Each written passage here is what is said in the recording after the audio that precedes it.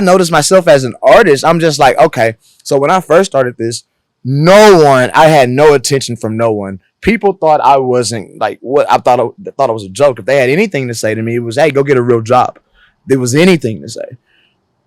Tell me why, like 7 to 10 years later, okay, if you do this, you can make it. If you do this, and good job what you were doing, by the way. But a million things to say. But let me ask you something. Some of those things are right. Am I wrong if I don't listen to them, though? Because back in the past, you didn't have nothing to say to me. And that's where I'm learning, back to what we just said. No, it's only one person. No one is the leader of your life. But you, baby. Knock him out the box, Rick. Knock him out, Rick. Knock him out the box. I've never traveled out the country ever. Never you been will. out the country. Yeah, I will. Definitely, for sure. Yeah, man. For so sure. DBattles. Tell me, just tell me about your, start telling me your story. Like, I don't know if Ani told you, but I love facilitating other people to tell their story and then inspiring like others to do what they love through you're an artist. You're doing what seems to be what you love, which I'd love to get into that. I didn't know I loved it, though. That's the thing about it. I did not know I loved it. How'd you figure that out, man? And bring the mic closer because we want to make sure we get all those sounds. So, like, okay, let's start back growing up. Yeah. Because you told me we have time, so. Oh, yeah, I got a short story, and I was like, the short stories are always for interviews. This is not an interview, though. This is a conversation. Right. We got 2 hours. Oh, that's plenty. Yeah. So, it started off, I'm from Alabama originally. Let's start off right there. I'm from Alabama, Mobile, Alabama to be exact, which is and to be honest, out here in California, a lot of people have heard of that place. Oh, well, yeah. And it's a small city, though. It's very small. So a lot of civil rights stories stem from Mobile, Alabama. You know it. Yeah. You know them. It's famous, man. Okay. Have you done any research or looked into it? I guess coming from that city, I didn't know. Like, coming from that city, you don't know. I mean, it's not like That's Los just Angeles. everyday life. Los Angeles famous, but everyday life, right? It's just where you are. Exactly. And so, like, just growing up, I'm not gonna lie, I knew growing up music would be something in my life only because I didn't listen to the, I guess kids growing up, they listen to wherever society sways them. Rap, if it's rap, it's rap. If it's pop, it's pop. They're not diverse per se. I was diverse as growing up. I mean, I was listening to soft rock. I'm listening to Kings of Leon, Dave Matthews Band. To be honest, I didn't start getting influenced until hip hop until like getting older, until like middle school. But same, man. Growing up, it was more soft rock. Is that what your like environment had in it, or you just gravitated to Truth be told, good question. I was actually raised in a private school, Christian private. From my mother, single black mother, living in the South, by herself.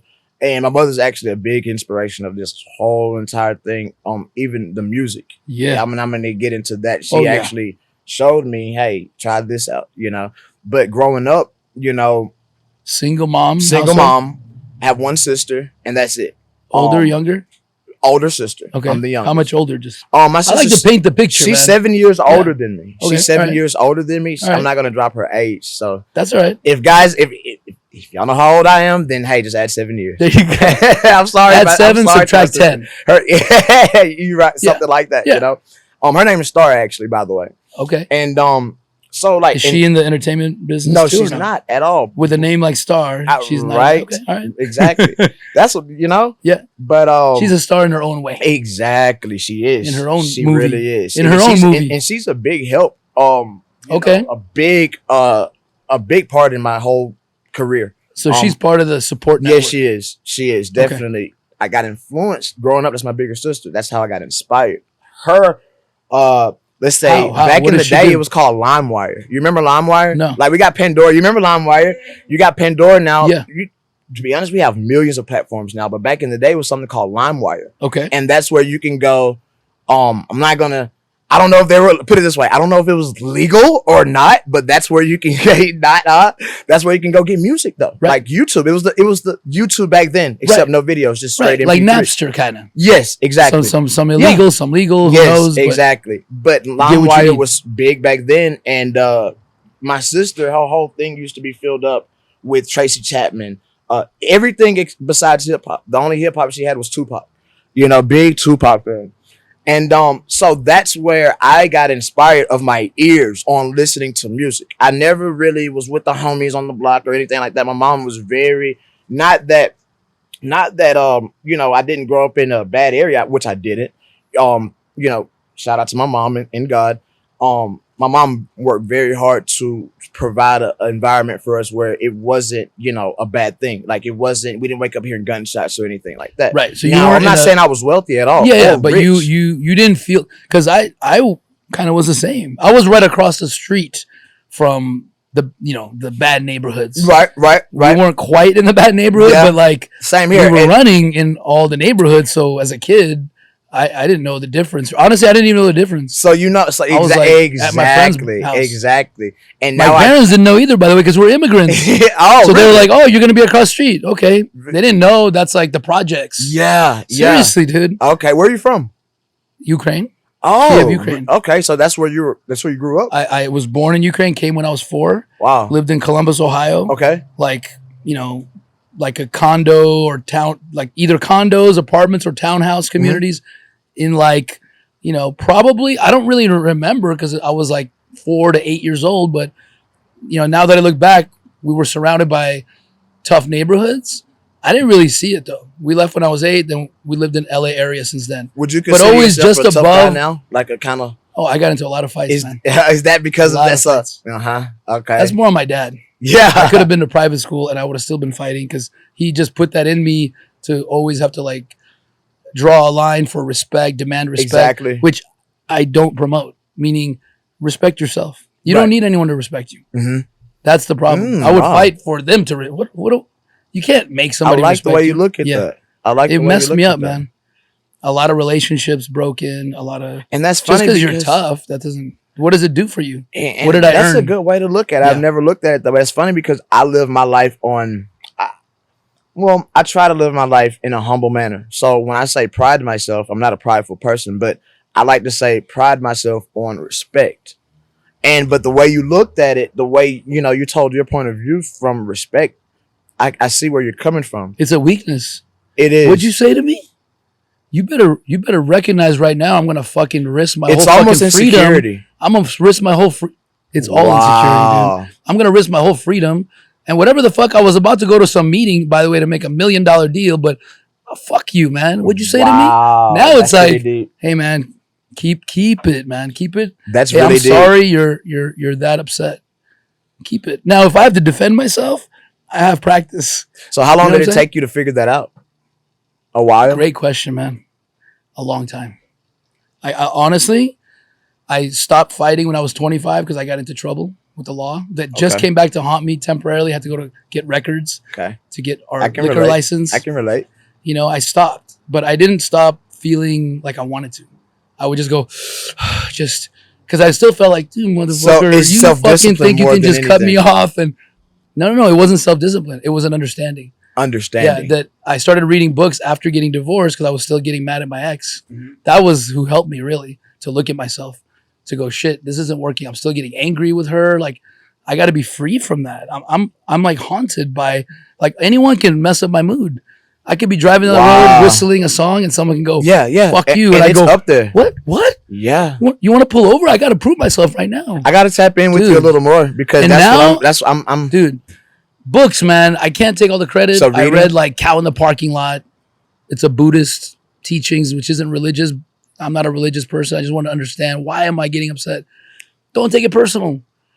When a cow takes your parking spot, you're not going to fucking yell at the cow. It's a fucking cow. Right. Just move on. Get another space. Now, what was that? Was that a book that you read that taught you? What is the name of that book? The Cow in the Parking Lot. Really? Yeah. Okay. I just recommended it to a good friend of mine who's changing his life, not from that book, but with his mindset of, I keep fucking up relationships. And he's like, shit, okay. He's a great business person. I would like to check that out. Ideas galore. But like the passion where if someone isn't there for him the way he would be for them, he gets really upset. But it's like, dude, it's nothing personal, man. Just know, hey, that person can't be relied on to do that thing. I love you. Do your thing. That's not going to work for me. When there's an opportunity to work together, we will. don't take it personal, man. That's what really changed me. So understanding. Yes, understanding. So when someone does something to me, I can't always not get angry, but I've learned to catch myself and go, why Maybe why I'm am I working on getting the mad wrong right now? thing. Yeah. Maybe so. Yeah, it's my feelings are hurt, man. When I get this is gonna sound really like I know what you're gonna like say. weak, Yeah. but like I really did realize because I started being mindful that almost I think every time, honestly, every time I get angry, my feelings are hurt. I hurt. It might be because I had expectations and Right. someone didn't get there, and I get like all like, well, I thought you were gonna, do that, but Right. but really I'm hurt because You're I'm hurt. like, You're hurt. yeah. And it's the But ones. it's the not ones that's valid though. My hurt isn't even valid. It's nothing to do. Like, You're why right. am I upset for something they're working on? Wow. They're improving. Just say, Wow. hey, like that's something I've noticed. Maybe you can improve on it. And if not, So do that'd you be focus on patience. That'd be yourself. patience a little bit too, huh? Patience, man. Yeah. Dude, So I learned a lot of patience, man. But I looked at it. Maybe this is a cheat, but I just separate myself. I'm just introverted now. Is that a bad thing though? Is that cheating? It's not bad if you're introverted. Because I'm not Is that fighting. cheating? But because I'm not fighting that, I know like this person's gonna. I know who I am. I think it's know smart. I possess this. So why? You don't need to. It's your game. I don't engage, by the way. I don't try to prove myself anymore to people as much. If it's my team, though, that's not going to work. Okay. If it's my team, like my 10 Yeah. that are like, Right. we're trying to do this thing together, Yeah. make an album, Right. you got to be like, hey, I Yeah. noticed something I didn't like. Or, Right. what did you notice you didn't like? Let's open communication, Right. trying to get better. Watch the game film every game. Win or lose, what could we have done better so we can make more money together and then have a lot of gas and do whatever the fuck we want. Yes, right? Isn't sir. that Yes, sir. do good for the world, but make some money first, but don't be money hungry. Just you have to have the right team. You got to have open communication. Outside of that, you might want to be like, let's not get into it. So team. I don't need to get into it with you, sir. Mm-hmm. Have a great day. Mm-hmm. That I agree with that because does it serve you? What if somebody's closed minded and they don't want to hear True. what your angle? Exactly. They don't all want to hear just because you are open. Right. That's right. what makes me want to talk more. Not everybody wants to hear That's my true. angle. They're like, whatever, man. They talk over you, and You can't let that affect you though. And that's the thing I see. I'm learning that, especially as an artist, growing and you up. can't have that negative energy around you, bro. Exactly. You cannot. That's the main thing. It's not a weakness. It's like I think of it as like it's your movie set. Everyone's the star of their own movie. Right. Regardless of what people might think, it's your movie. You're the Okay. one seeing and experiencing. Somebody could leave you at any moment or die, and it's still your movie. So if somebody's in your damn ear all the time, talking shit, oh, this is stupid. What are you doing? You're nothing. Dismiss I knew that. you'd fuck up. You got to get them off the set. Give them a warning. Say, Okay. look, I love you, but Right. you're going to have to get off the set. If I have to escort you off, I will. Right. But I'll still love you. I see. It's something I we see. talk about all the time because it's as a young artist, it's what keeps a lot of artists, I think, from getting to their potential because it's not just an art form, it's a business. Wow. And you're right, because it's crazy because like you literally, I've been doing this for some time now, not compared to the greats, but the time I've been doing it, but I'm literally just now grasping in the past 2 months, like this is a business, no feelings involved, nothing intended. It's business. You have requirements, business. brother. It's called music business Yes. for a reason. And my boy told me that the other day, actually. Shout out to Rambo. Daniel Campbell. Actually my producer. He's my producer. Daniel Campbell, But Rambo. he's working his way up on my team to actually be a guy of a management kind of thing. I'm an artist that I don't managers don't sit well with me. Nothing personal with managers. But every manager that I've been with, man, is crazy that they're like, we don't, no offense, DBattles, but we can't work together because we're trying to be successful as a manager. We want to be able to impute and teach artists, but we can't teach you because you're basically what they're saying is more than us. How can we teach you? How can we manage you? But that's not the case at all. You can never know more than a person. You can never know more than an individual. You learn from each other. You know what I'm saying? Every day until the day you die, you can learn from a baby. DBattles. Mhm. Trust your gut, brother. They ain't good for you. That's a bunch of bullshit. If it don't make sense, something smells. Something's funny. It didn't. Meaning they got their own way, how they want to work. They don't like that you want to be involved in the direction. That's what I thought. They just want to like manage and make their side deals. Sorry, I was in on everything though. Like, okay, you know, and they didn't really like that. Yeah, it was uncomfortable for them. Why and when I say I'm letting you work, but it's just like, oh, we're gonna do this. Oh, what are you doing? Oh, why are you doing that? But when I ask why are you doing it, I'm not asking because I don't think I should do it. I'm asking because I'm learning. I want to understand. I want to know. I'm the artist at the end of the day. And you have a right. And I think you're going to be a better artist sticking to that philosophy in the long run. And your gut was probably like, something doesn't feel right. It was. And it was right. I'm telling you because, and you know what? It's not that they're bad people. I'm just saying like maybe the way they work is just not the way you work.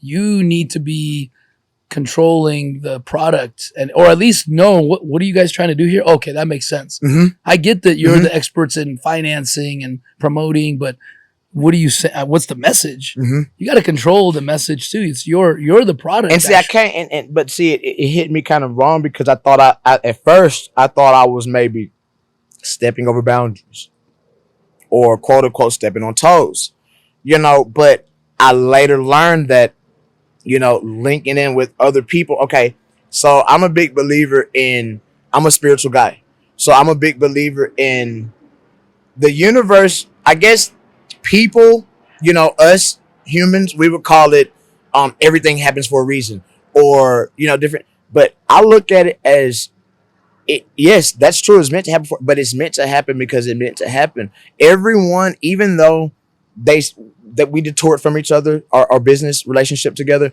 I learned from them though. And just because they couldn't necessarily do what my flesh wanted them to do for me, get me here, get me this. I'm just gonna say, get me money, get me here. I want to do shows. They impute something way much more farther than physical things that I've learned from them. And I'm sure they don't know what I've learned. But I've learned that everyone, you can learn from every person. Yes. Even if you see it, a bad relationship or a bad friendship, and we ended up arguing and this person did it. If you dissect and go back, I guarantee you they taught you something. Very profound, man. Dude, you know, one of the things that have been a key to my recent success with the business we're building. Tell me, please, share it with me. Is exactly what you said that I never did at that level. It's kind of a Steve Jobs play to kind of give him meaning. That helped me read his about him, how he worked. He would always go to the best. And sometimes it wasn't because they ended up working together. He would just pick something up from them. Uh-huh. Why would you not? Exactly. Like if an artist you admire is willing to have lunch with you, just because you didn't make a deal with them, if they're going to teach you something, like if they're open, I don't want to go network with people that I don't connect with, by the way.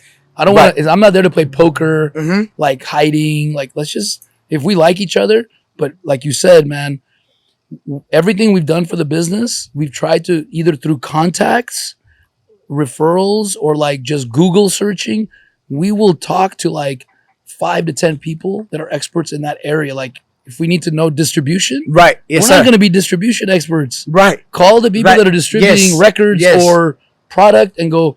And then what happens is this is the magic.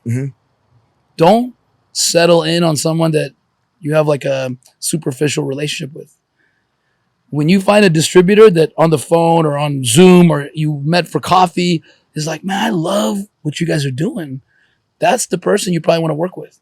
They're going to teach you so much about their business. They are the masters of distribution. Hey, don't do it this way. Right. The packaging, if you do that, dude, it's going to rip every time. That's amazing. And you're like, oh shit, thank you. Just saved me fucking 2 years of headache. Wow. And we are doing that. It accelerates.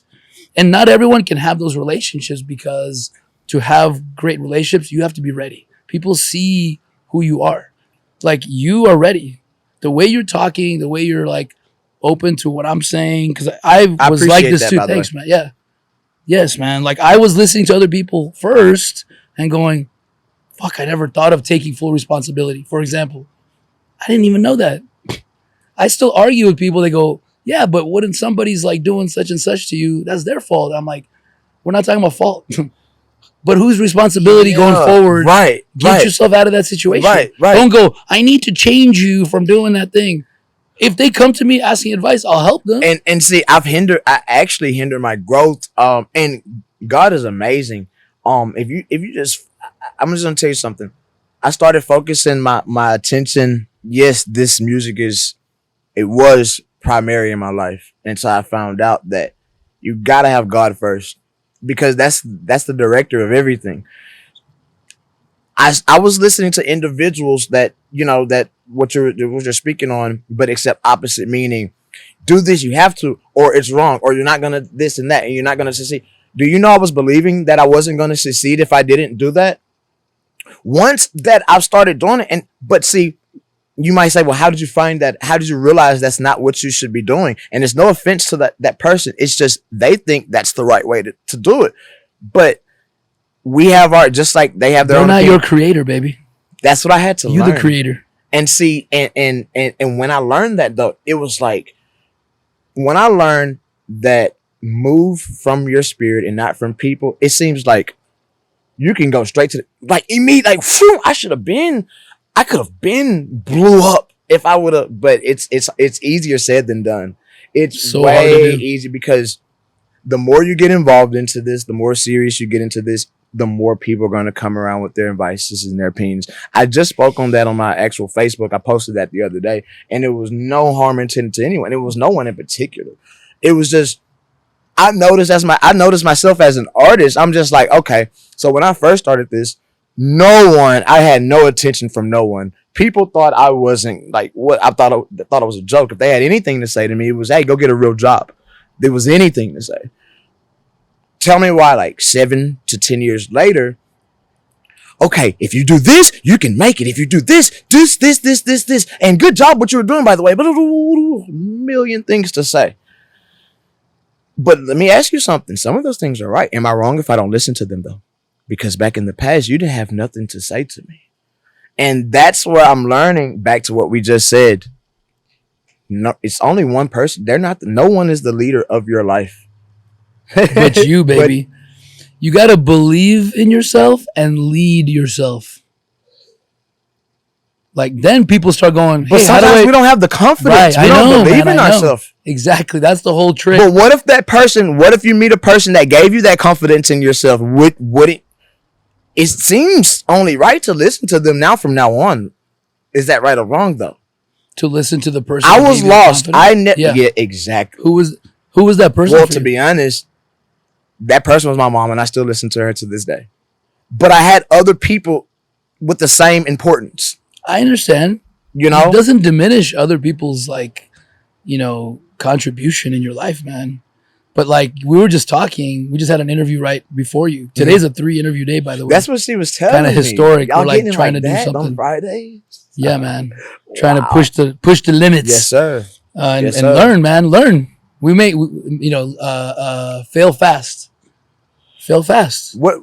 And then learn from your mistakes. Okay. And make it better. Learn from your mistakes. Exactly. Yeah. Fail fast. Fail fast. Not don't try to fail. No, right. Try to win, but it's okay if you lose and go hurry up and get up. Hurry up and figure out what didn't work. Get the process over. Exactly. Yeah. Man. But we were just talking to the guest right before you, Naomi, about how I've noticed this pattern.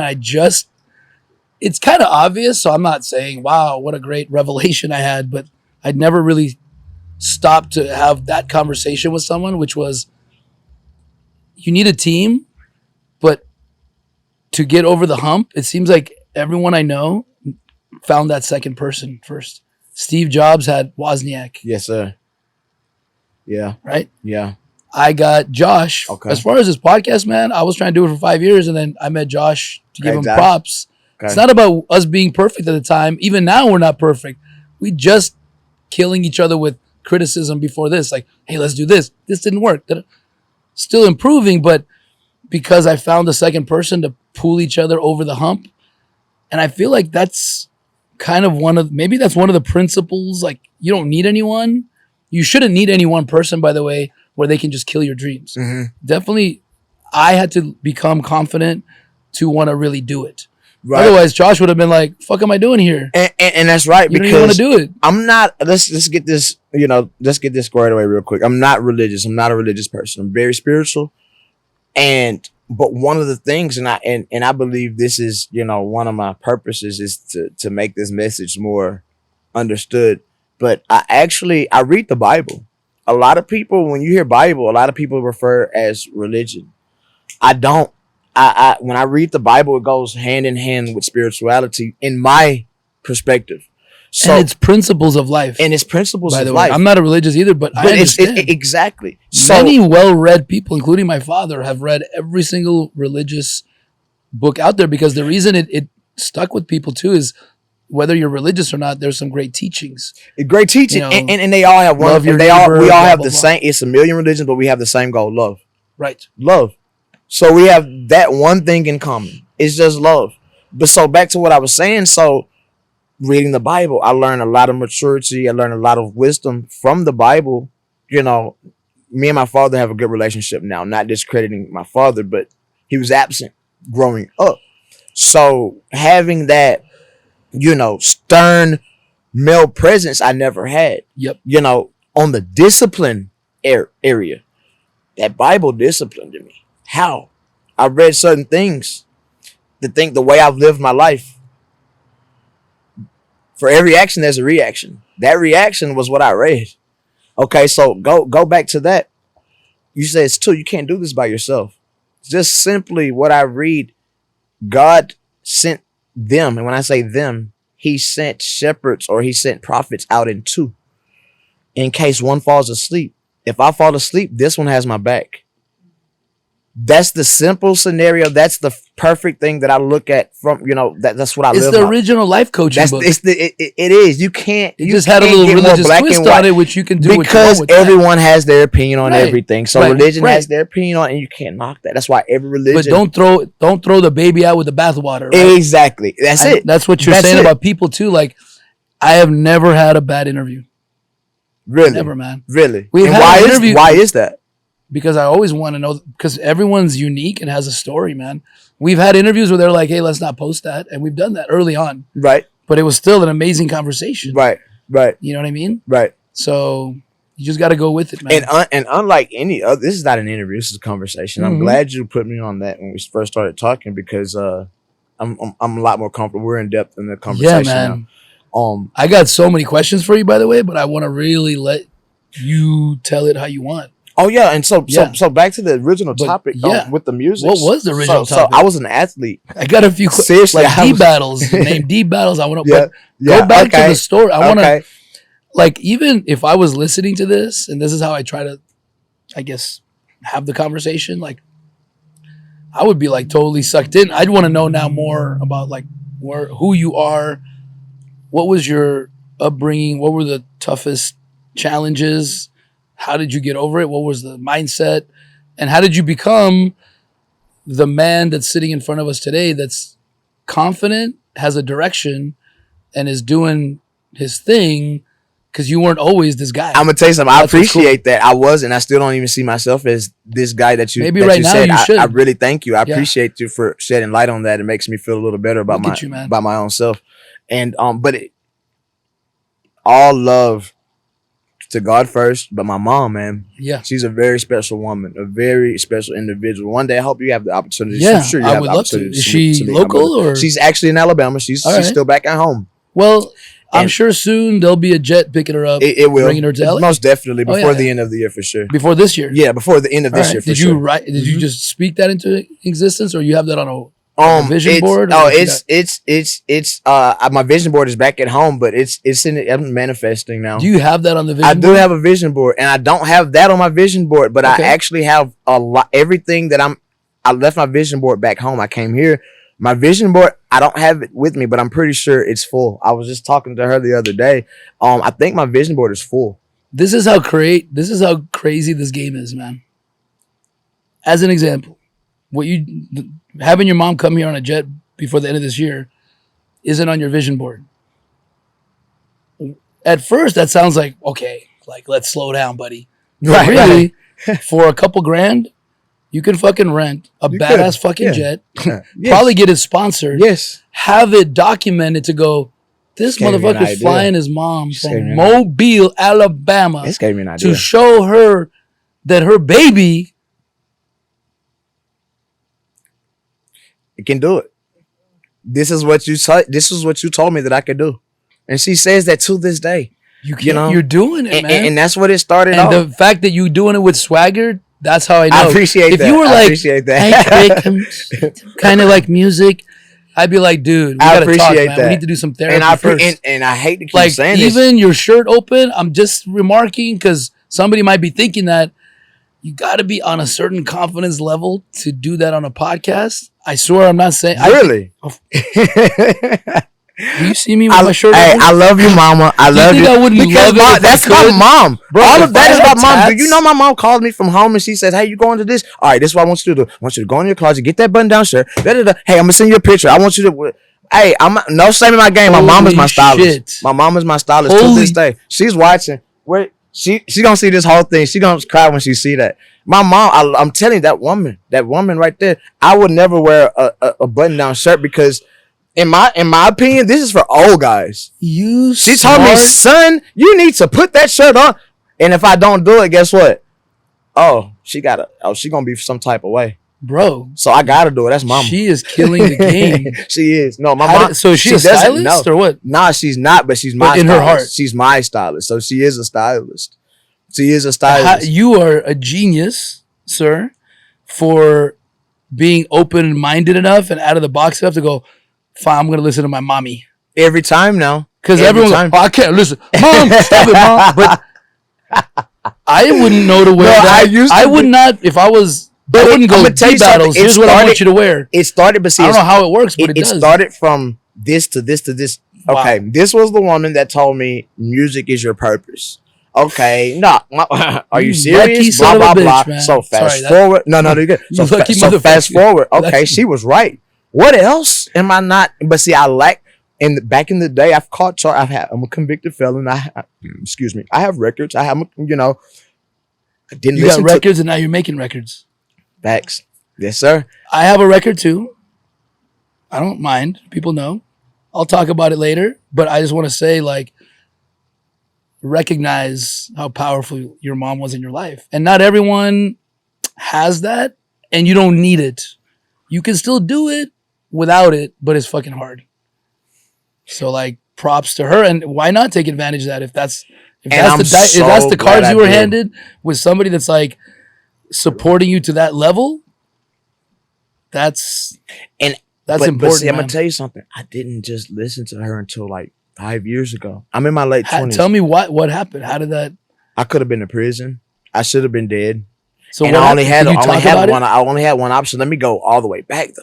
I got a long ways to go before there. So growing up, music wasn't anything. It wasn't anything to me. I didn't know I was gonna be a recording artist. I was an athlete. Football, I was supposed to be in the NFL. In high school, I've gotten offers. What position? Strong safety. I was growing up, I was everything. But once it got serious, high school, now you're put in position to be successful. I was a defensive back, strong safety. So that's where I was on the football field from 5 years old. My mother out there in the sun, in the rain, in the snow, father absent, she's the only female on the field. That's my mother over there. Yes, on the field. Yeah, because growing up being a youth, everybody's dad is like, oh yeah. I'm living my career through my son. Right. Blah blah blah. But my dad. Shout out to my dad's dad. I love my dad. He's my man now. Yeah. But back then, he was absent. He wasn't ready, man. Yeah. He wasn't ready. He had his own issues. He wasn't. Timing is everything, dude. My mom wish was we there. didn't have to take it out on the people that fucked us up, man. They didn't know any better. They did. That's why they're fucked up. And I'm so glad I learned that because I was kicking my dad in the ass all the way up until I just learned. It could have been just simply 10 more years before I could have learned. Right. We just learned at different times. That's all, it, man. And so, but my mom was there every game, rain, sleet, and snow, and my sister. Yep. Fast forward, I was an athlete, and not only was she on the field, but she's very disciplined. Like, you're not quitting. If you started, you got to finish. And when I say not quitting, no, it's not just quitting this game. No, quitting the season. Yeah, you can quit after the season. So it's just not like a random quit. So I was disciplined in, sports very early, which led me going to high school, middle school, still playing sports. Fast forward, my coach. So I was supposed to go I was supposedly supposed to go to college and play ball. Everyone around me was receiving offers and letters from different colleges and stuff. And I'm a starter, so I'm pretty sure I should be getting some too. For some reason in my locker, I'm not getting any letters. I'm not getting anything. Beforehand, I was wanting to go to the Army. So me going to the Army, I had to put sports to the side for a second to go to basic training for like a couple every weekend. That's what it was. But I had to miss one football game. That sergeant had to talk to the coaches about that. Coach wasn't going for it. Either you can not miss one game. If you have to miss one game, you got to sit out the whole entire year. And I was a starter. And this was my junior year. You know, I'm trying to go to college with this stuff. And long story short, I can't sacrifice that. So I didn't do the Army. I stuck to the football whole thing. When I did that, my coach felt personal, took it personally. He withheld my letters. So I never got one letter. I had 1 million letters once I found this out after I graduated a year later. No way. That's discouraging as a high schooler. That's very discouraging. You didn't go to college. You didn't play college? To be honest, let's go back. What you said was right. I wasn't going to go to college unless it was football. Right. So if it wasn't football, I'm not academically inclined. So if I can't make it with sports, I'm not going to make it. And I know me. Like, I struggled. I didn't like math. Not only because I didn't like it. No, I sucked. I have a, you know. So at the end of the day, I didn't get any letters. I'm in 11th grade. Why continue playing football? I quit. Once I quit, that's when I got introduced to everything. Alcohol, tobacco. I started smoking cigarettes, a whole bunch of stuff. Well, you lost your obsession and you gained another one. Because we all need an obsession in our life, man. That's how I feel. I spent 100% of my life devoted to football. Before all of a sudden you had a void. What are you going to do? Drugs, alcohol, party. That was sex. Fun now. I've never experienced that growing up in high school because I was devoted to football. And I got to tell you something. As an artist, as a storyteller, you kind of need the pain. So although if you could go back technically, if it was like a game, you'd be like, all right, I'm going to football, see how far I can go.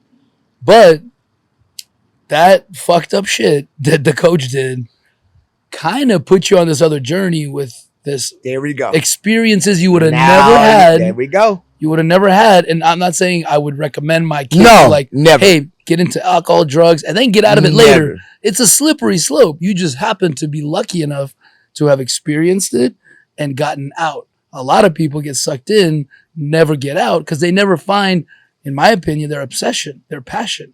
That's why you got to do what you love. Wow. If you don't have an obsession, I think that's when you go, shit, crack don't sound so bad. I got nothing to do. Wow. Fuck am I doing all day? At least I have something. Okay, I got to get my pipe. I got to get my crack. That's true. I got to go visit That's true. Jesus. I got to go visit whoever. Right. You got shit to do now instead of sitting at home watching Wheel of Fortune all day. True. Telling you, because man, I'm not going to lie. That's how you turn people around. After I stopped dealing with football, that next year I graduated, only to find my letters coming in now. Auburn, Alabama, Florida. I mean D1 schools. Like I wasn't a bad player. Like I was. Was your coach also telling these recruiters like, hey, I don't know. He's bad because why wouldn't?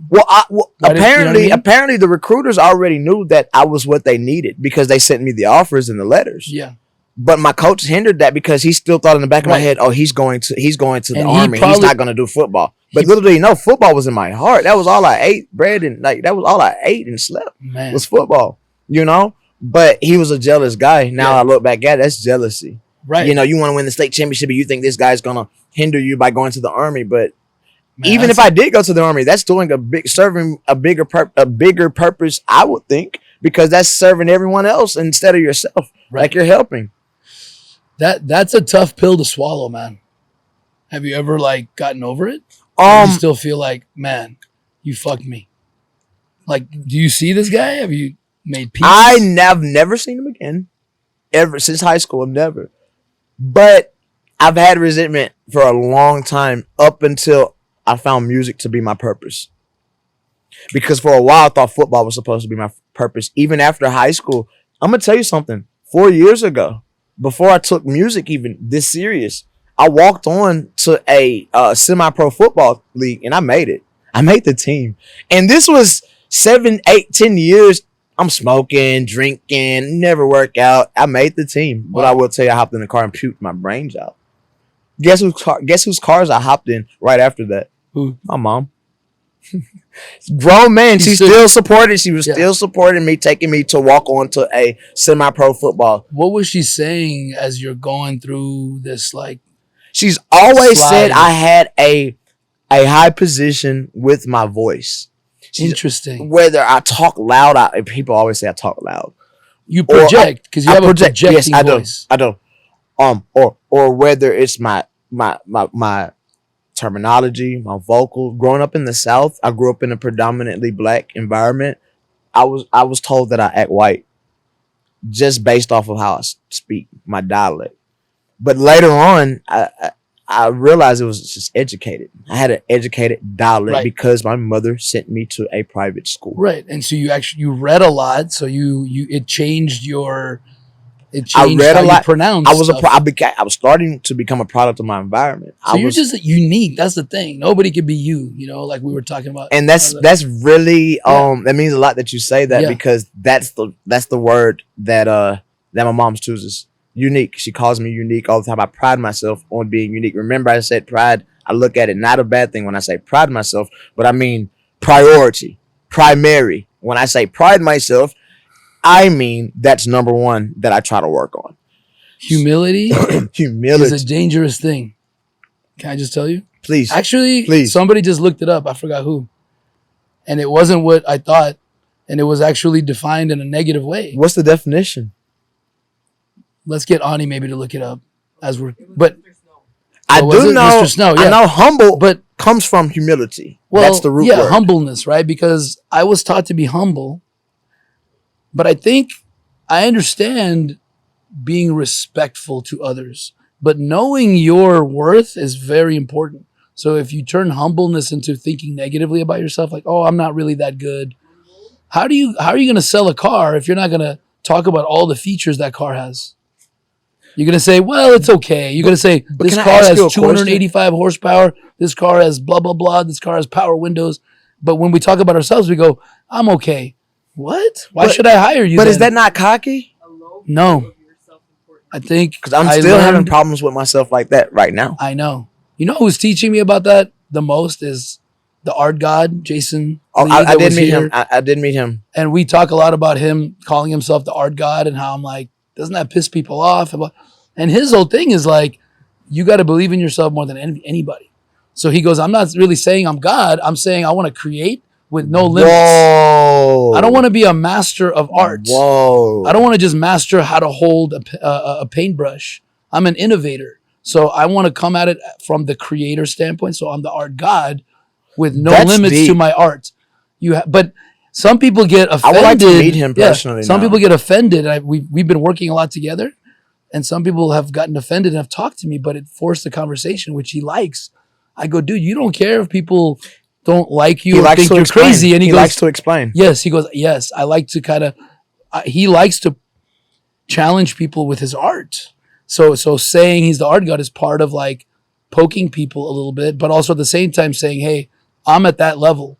So if you work with me, it's going to be limitless. I'm not going to just be like, oh, let me do a little sketch that you think you know something. I've only been privileged one time to meet this guy, but when I did meet him, actually I was introduced to him through Dr. Shalombo, and when I did meet him, Dr. Shalombo spoke extremely high of him, and so now that you vouch for that, it's almost like it's crazy because it's almost like he put himself to that standard, that energy, that vibe. He gave all of that attention to making himself the art god that he doesn't even have to say it. Right. Others around him can feel that he's the art god, right, and will introduce him as that. And it's amazing because you just confirmed it. And again, I read. So when I say I read the Bible. When two or more speaks on the same thing, that's confirmation. Two or more. You don't have to be in a church. A lot of people think you got to be in a church to have church. Me and you can have church. We're having church right now. This is as church. long as we're talking in a spiritual manner and a positive, loving, uplifting, and it's about people. What's the definition of church? Honestly, because I do think of church My as own the definition. community getting together. It is. I believe, and this is separate from religion. Yeah. So this is my personal definition of church. I was about to say definition of love, but my definition of church is when two or more comes together on behalf of love. When I say love, that's not I love you. Love is reaching. Man, that's a powerful word. So when I say love, basically when two or more comes together for positivity for the universe, that's church. Because I don't want to talk about love right now unless you want to, because that's I got a huge definition of that. So I'm just going to say when church is when two or more comes together for the sake of positivity of the universe. Universe, that's not just me. To talk about what is this life? Who lives in this life? Everybody. Right. And that's what they do at church. It's about other people. God, it's not about us. But they talk a lot about experiences and principles and, hey, if your teenager's going through this is a good way to handle it, right? So I agree, man. I was actually just trying to think of like an acronym for church, like, like community. I'm going to start my own church. Hey, dude, I swear, it's going to sound, because I don't want it to come off like cultish, because people probably go like, wait a second. Right. Mine would be completely non-religious. It's exactly. I want to start a community of religious and non-religious. Let's people link. that can come together. Let's definitely link. Like that oasis. I'm the same way. Night, I'm on which that. Will never be repeated. And you're not judged. You're not come as you are. Like everything. That will never be repeated. Never. Came together last Never. Night. Doesn't mean we're not gonna have better. We're gonna have even higher level. Yes, sir. We don't even have to just do it here. It's about us. So why do you go to a warehouse? Let me ask you, why do you want to create? Why do you want that? Why do you want to create that? You personally. Wow. I want to have, can I honestly please, to be like completely transparent? Please. Right? Like, because I have a philosophy behind how I'm looking at it. I'm ready to hear. Not because I say mine is the right philosophy. It's for now the most effective I have found in my search for maximizing this experience. Maximizing what experience? I don't know what the fuck this is. Do you? What experience? Life? This, whatever the fuck I'm looking at. Wow. I don't know what the fuck is going on. Wow. Okay. You guys exist. Is this like life with like you go to heaven after, or is this like a simulation? Is it a video game? Are we AIs? That's right. Like we could be AIs that just have like they made it. Exactly. Like in 2,000 years, exactly. Yes, they're gonna make skin that self-generates, and you're gonna be like, wait, are you an AI or a cyborg or just a yes, sir, original human? Right. You know what I'm saying? Right. But maybe we are like. The point is, like, as I got older, I realized, like, man, I can't really claim to know anything, unfortunately, as much as I'd like to. So I and if you do claim it, you're limiting yourself. You're limiting, so I started searching for an unlimited lifestyle or philosophy that allowed me to, like, maximize whatever this is.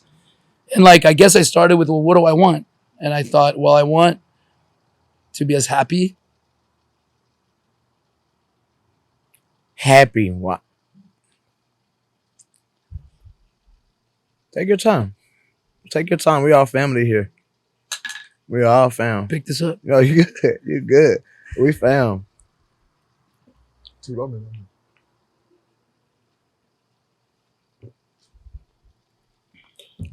So when you say happy, that be as happy as possible. When you say happy, that triggers something. Yeah. Because I wasn't. I did the best I could. Whoa. Give me a second, actually. Damn. You did the best you could. And so, like, you wasn't happy. You adapt to that shit. And that's life. And you tell yourself, this is how it is. Probably 90% of people listening to this are saying, fuck. We're all kind of doing it a little bit. But I was doing it a lot. No, we are. A lot. Dude, a lot of people are ashamed. I was, no offense to, this is not to hurt anybody, because I'm saying it's a two-way street, by the way. If you're in a relationship, yes, sir. Not happy, yes. Imagine how unhappy my ex was, right? So it's like getting married with a mindset and a philosophy. I had a lot of I had a lot of really fucked up mental prisons, by the way, that are beliefs.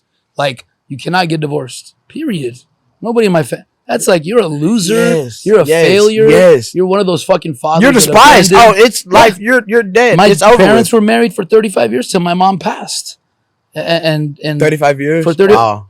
And I'm not saying It they was- loved each other, but, you know, like, there's also that state. What Did you learn? Did you learn from your parents that long of a marriage though? I mean, even though you to only push you through- know what you saw in that marriage. Hey, I learned to push through everything no matter what, with fights and breaking the walls and fucking. It wasn't. I'm not, again, like, I'm just sharing to like connect with other people, not trying to make anyone feel bad, but a lot of yelling, a lot of verbal, mental abuse that If it makes you My feel any better, dad I can suffered- relate to that. my I can- dad yes, sir. suffered You're not the growing only up. one. And my dad did the best he could. He never abandoned us. He was a truck driver. He was busting his ass. He raised us. Like, he was amazing. But it was sometimes not the best relationship. And I can go into detail. The only reason I hesitate is for his benefit, because I don't want him to have a bad feelings and memories of his marriage to my mom, who he loved a lot. Still is loyal to her after 22 years. Meaning, Okay. has other relationship, but comes to the cemetery for her birthday and religiously, like, he loves. She was like the ultimate, man. So your mother She was she's my- still alive now. No, she passed. Oh, so what about your dad? They were married 35 years and she passed. He's still alive. Oh, so you're okay. So But- it was your dad still yeah. alive. Your mother passed. Okay. Yeah, Okay. but Wow. but I mean, I How's didn't have y'all's a good. relationship? I didn't have a good example growing up, in my opinion, based on what I want in my relationship. I don't want to yell. I don't need that shit. I don't want to yell at anyone. So are you married now? Yeah, for the second time. Really? And it's about Because I've 11 had years, and I was married. I was with my first for 11 years, so we're coming right up on it, so I can compare it. Not because they're comparing the people, but me too. I grew. I became a better partner, man. I was a terrible partner, so I'm not. Don't assume that I'm complaining about her. So you I take was- blame. So you That was the problem. But I do wouldn't you take know blame before. you know you're wrong? Oh, Do yeah. you know you're wrong? Do Oh, you know yeah. exactly what? Well, we were also not a good match for each other, so I don't. But you think- can make yourself a good match. So No. is that not true? no. I thought It's that a puzzle was true. piece, man. You can And evolve. based off of my own philosophy, You can I evolve. thought It's that a was true. puzzle piece that evolves. Like, I learned since I've been with Tanya, I've learned so much. I'm a totally different person. She was evolving with me this whole 11 years. We were both very damaged adults. So you don't believe that opposite attracts? And when I say opposite attracts, like she We're could be opposite. chill, you could be turned. Like Yes. that has to We're balance out. opposite. We are very compatible as like extrovert versus introvert, this versus that. She doesn't want to do podcasts. She's more of like a designer, and we're like a closed- power couple, like, honestly, Wow. which I love. Like, Why are you? I don't know. You guys are. Yes, we together? are. Yes, we are. But So but when that's- we come to a professional setting, that's my photographer. You know That's what what I mean? I'm saying. Can I just And- point out? But We just had that is I love that girl right there. That's my girlfriend and it's my fiance. But like she's for my how long fiance. you been together? We've been and see here's the thing. We've been together for like going on 5 years, and people are like, why you ain't put a ring on it yet? I love that girl. We were together for 8 I'm years scared. before we got I ain't gonna married. lie. I Don't worry will say about it. that. I'm scared. Me too. I was scared. I I'm didn't want to go scared. down. I didn't want to put Tanya in that. But she loved you. She loved you. Look at you now. Look at the man you said you were, and she got you. She still took you in. That's love, bro. Exactly, Same dude. here. Same here. Same here. All this shit. And I wish she would know, and she just don't even know it. The But toughest conversations we ever had, where I was, whatever, even us dealing with how to talk properly. I love this conversation. going through man. it. You get the relationship gets stronger. That's the people think as you stay together it gets weaker. Not if you're a really well planted tree, man. You just The told me harder something. the harder the soil. By the way, I learned this in whiskey. Whoa. The stronger the roots. Look, I got cold chills on me. Look at that. Damn. Like with Tanya, of course, the first 6 months. Take your time too, bro. This ain't Yeah. no interview. We chopping it up now. This is a real First 6 conversation. months, we were You like teaching rabbits. me. We were like rabbits. What do you mean? Like You y'all know, was just- sexually. Right. Now, I'm just saying, sorry to share, but No, for her, I feel bad for her, but it's okay. I'm not gonna say anything that bad. Trust me, honey. Relax. Come She's on, not you even good. listening We to this. family out But you know, here. somebody might hear it. Right. I'm saying we're very healthy in that way. 11 years later, which unprecedented for me, man. Not to call anyone out, but I've never been able to because it's such a deep relationship That's and what- all the difficult Yes. conversations, Yes. becoming better, seeing each other's ugliness. That's more Not attractive. like- That's more Not attractive like, than sex. oh, you're abusing me, I'm going to take it. No, like seeing each other's personal Yes. ugliness and Yes, sir. being there. Yes, sir. And I'm glad. Thank you for touching on this topic, because in the beginning, same way, same here. And I'm sorry that you got to be here. His wife ain't here. You here, but it's not like that. It's we all family. This is real shit. But as it grows, as the relationship and the love grows, I'm attracted less of that area. But they, and I'm so glad you're here, because I can't talk to you face to face like this. Oh, But I'm shit, talking to tell, somebody yeah. else, and you're not here. But I'm more attracted to you than ever. Not Yes. that area though. I'm more attracted to in here. Yes. Not even just heart, but who you are. Yes. Where you came from. The Look at who physical you still are gotta now. be there though. I just gotta say, It's to gotta. say it out It's, loud. it's got. But it doesn't have to be like. I'm gonna the get in first 6 close. I'm months gonna level. cuff it a little bit. That's lust. It's gotta be there. Oh. But that new stuff, No. that's lust. That's That's lust. flesh. And that's still And there. that's why people are You gotta deal with tricked that say, oh, the longer we're together, the more I'm falling apart. No, man. the longer you're going together, the more you're getting out of your flesh. You're going into your spirit more. Your spirit is your higher self. Here's one of the keys. We're uncomfortable when we touch that. When we do what we don't want to do. Here's one of the keys. And I'm afraid to And go I'm any further learning, on man. this So I'm topic. laughing because it's crazy. Yeah. Here's one of the keys, and I'm afraid to go any further on this topic, but I might. As you grow as a couple, you also gotta. One of the reasons we're so open with each other in terms of what we think, everything, how, like if something's bothering us, and we've gotten to a point where we can talk about stuff calmly, because you start getting annoyed with each other. Yes, sir. If you want to stay together long term, you have to constantly elevate your game. Think about like business relationship. Being in business for 10 years with someone, just in and of itself is hard. You start getting on each other's nerves. Damn, dude, if you have to click your teeth every time. And not to mention, I had to make her a believer. She didn't believe this music stuff was See? for me, because Same everybody with Tanya, raps. bro. That's okay. She was scared.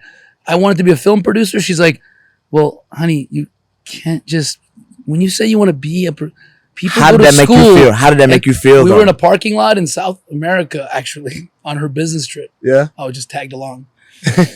And I started yelling in front of everyone. Like, nobody was out there. Not at her, but like, To the world. I Like, don't want anyone telling me I can't do shit anymore, because I've seen too many fucking creators, which at the time I started hanging out with artists, like at free art, some people like that whole crowd of like, hey, we're putting on a fucking, event in 2 weeks, like out of nothing. And then they make it happen. And then it's like success. And I see people it's not easy to make it. The point is, if you're going to limit yourself, you're done in the water, man. You're done. Whoa. So if you start with, I can't do it. And a year later, actually, I helped executive produce a movie. And we were at the premiere. And I had executive producer Rick Dukhovny. Yeah. And she was like, Yeah. Huh? Yes. Yeah. Yeah. How'd you feel? You know what I'm talking about? Man, this Bro, I'm telling you, man. and I've seen her go from basically, I didn't understand how similar we were, because we are opposites in a lot of ways. Right. She's not the loud one, Same. right? But I'm like, damn, we are very, even sexuality, because in the beginning, she was thinking she had to play this role. And I'm like, So what was the role to keep up? like To traditional keep up, woman. To keep up? no, like, I don't like that, I don't like that. Okay. Which Traditional. is fine You're if right. you don't really Say like less. it, but Traditional, why yes. are you getting, Yes. into it then? Not gonna, just saying. Right. You got like, and then you start realizing, wow, we're very in tune in every way, right? And even our confidence levels you were have at the to same calm. level. You have to calm that flesh down. It's that your spirit is Right. connecting with her, Right, not man. you. Right. Because, true. and I had to teach her, no offense, but I'm an artist. So a lot of people looks like I should be with a model, or I should be with another artist, and this and that and this. And so she was trying to. She thought. I'm not saying she was trying to. She knew her value, but she didn't know. I had to point it out. Right. But she was trying to compete with the next level girls. But I'm not even. But little Right. did she know, I'm not even focused on those girls. Yes, we had issues. Yes, she thought it went to the physical. Right. It's No, not. man. No. Not at all. Now I see what you're talking about. You see what I'm saying? Not at all. 100%.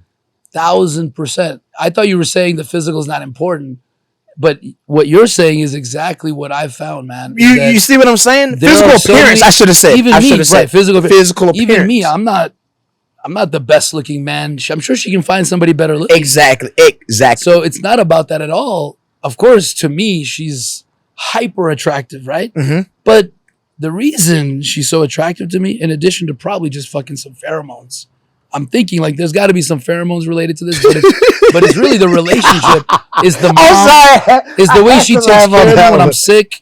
It's not that I don't take care of her when she's sick. Right. It's that damn. Talk to me. And I'm not like ever saying you better do this, you better do that. I just notice her, what she does for me. She saved me, man, by the way. So there's a lot of emotion there from You noticed yeah, because I needed that second person. You noticed That was my second person. So when you fall, when you go to sleep, bro, she's gonna get you back. When you're looking that way, she's looking that way. You know this whole 2 takes 2 thing? I just realized that because I was thinking business. You need like We were going there at first. Shaq needs Kobe. Michael. Yeah, needs Pippen. we were going there at first. But That's true, too. actually, I wouldn't have been able to get out of my situation that I was in if I didn't have someone that believed in me and had no reason to, because I was a shell of a man. I was like 40 pounds heavier. I was pasty. I was like doing a job I didn't have passion for. You know what I'm saying? Like, that's not that attractive. And let me tell you something. To see something in a person like that, you know what the dip, and it gave me confidence to go. Maybe I should go for what I want. Honestly, man. And that's so she helped you. She helped you to reach that. Yeah. And I say reach that. That was my life partner. Not downing because this is beautiful, but I'm sure you're not there where you want to be. No, man. But to me, it looks like it. But hey, you know, you should be proud of yourself. It's a facade. I'm gonna tell you. Not on purpose, but I'm gonna tell you something. I'm gonna tell you something. You think I put everything at risk. I risked my family. I risked my ex. She was relying on my payments too for child support. You got child support, okay? And I'm constantly on it. But I also could have kept a well-paying corporate job that would have just been not asking what your job was, but what kind of line of work were you in? I was an accountant, a CPA. That's money. Yeah, I was reporting to like board of directors for publicly traded companies. So you got education. You went to school. Oh, dude, I was making way too much money for what I was doing, and I hated it, and I left it all behind. You hated it. Hated it. Wow. I was spending all my waking hours there. So what was the point? It ain't the money. Like, and I had to feed my family, so it was hard to get out. I had to put a lot of things at risk. Let me tell you something. And my wife is like basically funding right now the operations. And I just want to say shout out to her. Because I ain't making money on a podcast. My whiskey ain't coming out till January. I'm gonna say this. I'm gonna say this. I'm not making money as an artist. Like that's what I'm working towards. Now, but you gotta a lot of people may get it twisted. They may, I look this, you dress this. My mom taught me always, no matter where you go, no matter how much you have in your pocket, no matter what, you need to always look like somebody. Right. People don't need to know what you're going through based off of your physical appearance. And do you know a lot of people think I do have a distribution deal with Sony Music, and that just started, but that's not a 360 deal. That's not a deal where they advance you millions and thousands of dollars. I'm still broke. I'm broke, by the way. That girl right there, guess what? She does everything in her power she can to keep what I got. I work. I do work. I'm broke, but I work. I work full time. I signed a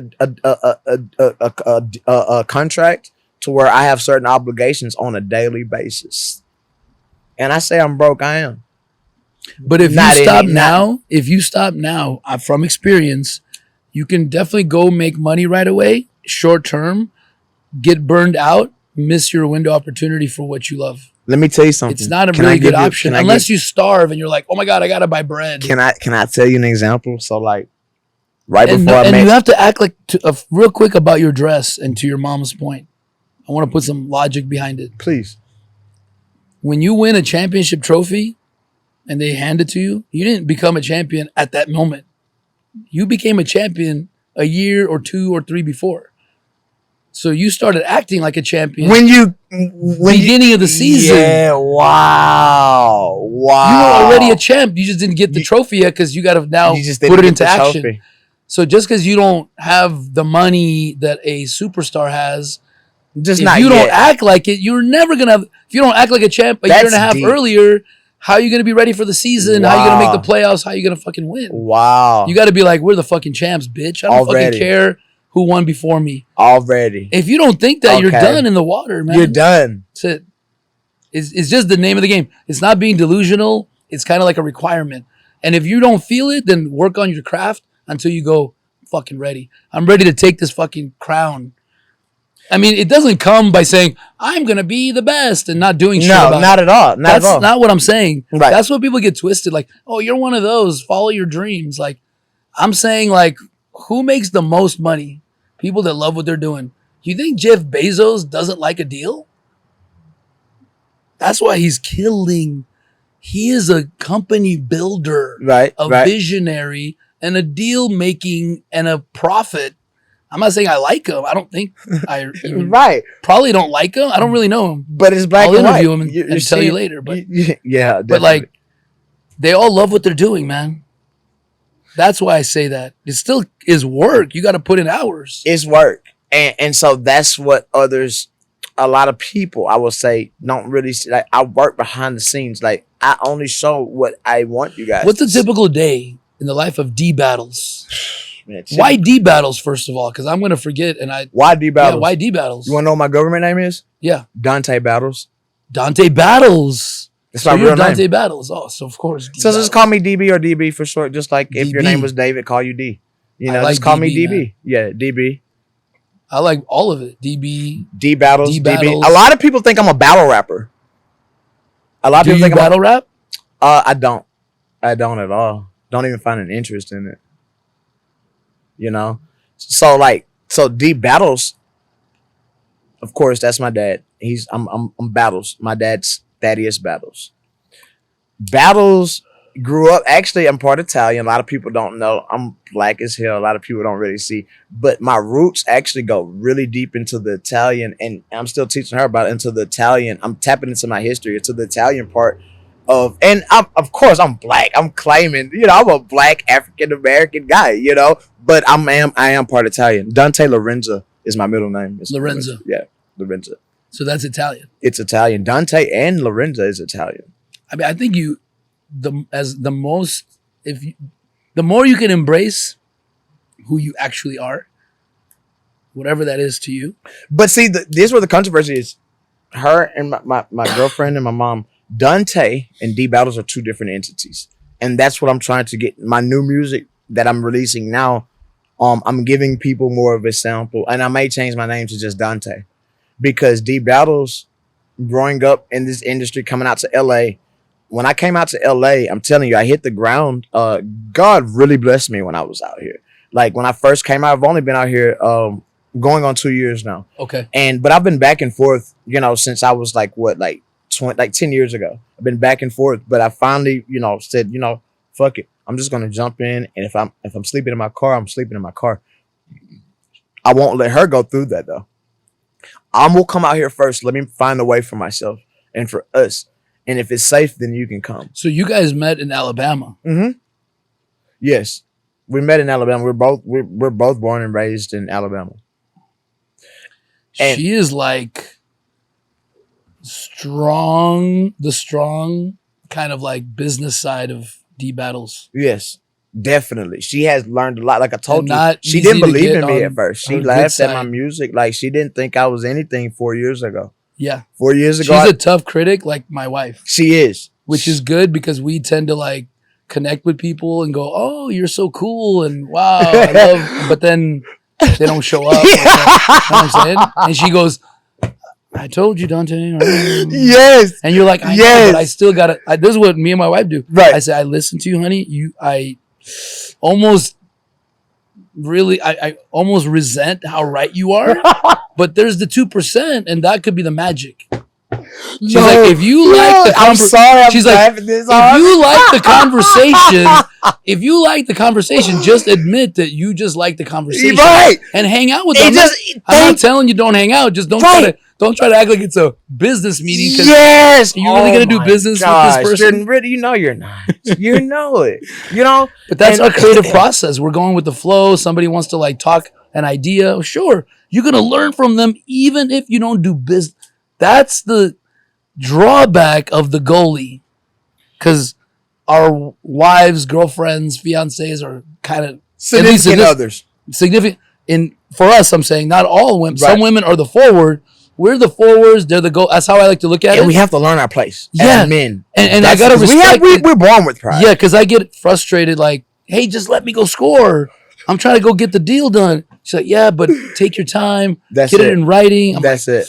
Oh, but you got to respect. Like, okay, you're right. And let me but tell you, it's a two-way street. It is. Pulling you back. It is. Exactly. And that goes to back what I wanted to talk about. I'm glad I didn't forget it because we're talking about so much fruitful things. Like, I'm like, I got to keep my thought. We're going to have to play this back. The issue that I'm having, though, the only difference between you and I, and this is where it gets tricky. I resort to my mom in a lot of areas. She feels that she needs to be resorted to. So my mom is this and that. My mom. Shouldn't I get shot out in that area? Let's be honest. And I'm like, babe, like, don't, like, you don't. Can I be honest, though? Please. First of all, I'll start with this before I get too, like, sensitive, into the sensitive areas. What does your mom bring to the team that's, like, very unique? Like, the one Grounding. Don't forget where you came from. God first. Okay. Family second. Important. What then about yourself? Then branding? people. What about branding and like style? Branding, style. Style, my mother. Now, branding, that's a new word it's an industry type word. Branding. I'll tell you what I think that is. Because what is your definition very of brand? important. Please, what's your definition? Your identity. The branding of a company is the company's identity. Like, she you definitely have to have contributes. an icon that represents you, whether that's DB or like the glasses or what. It could be like something random, but that's your design. She contributes. Like an icon. Definitely. And also the brand that you're creating, like the cult, like what kind of community are you creating that's following you? Is it fun music and a lifestyle brand? Like, who are you? But it starts with you.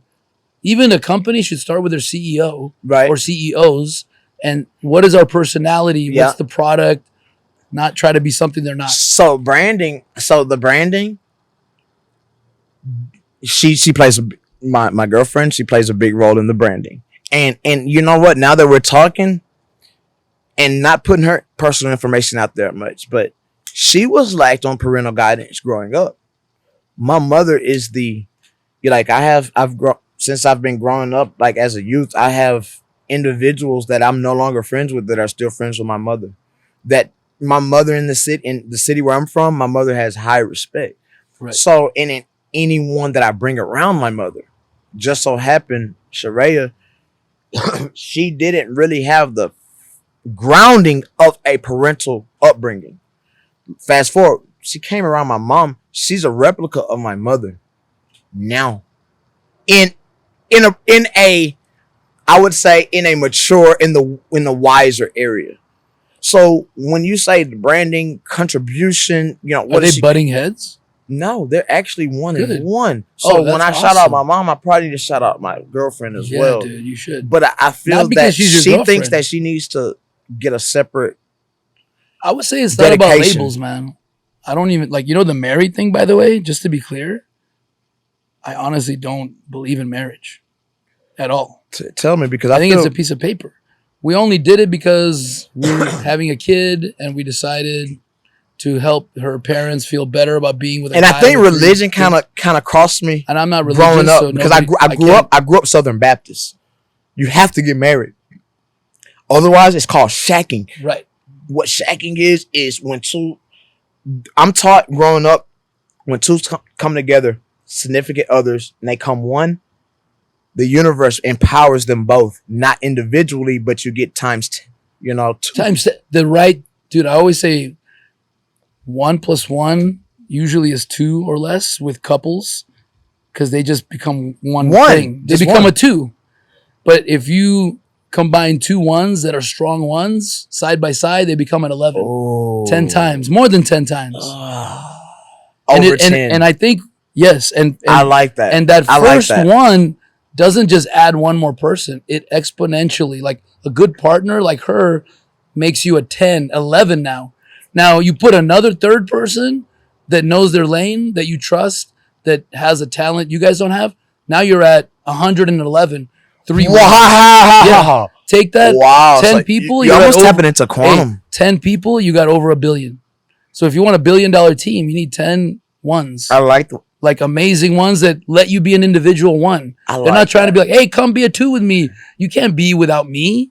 We're one. We're the same person. No, I'm not. We're not. Stop relying on me to make you happy too. Whoa. Get your happiness. I'm all for your happiness. I am all for everyone's happiness. Why should I not be for my spouse's happiness? And same for you. If you telling me don't do podcasting, we got a problem. And before I was like, oh, well, okay, let's compromise.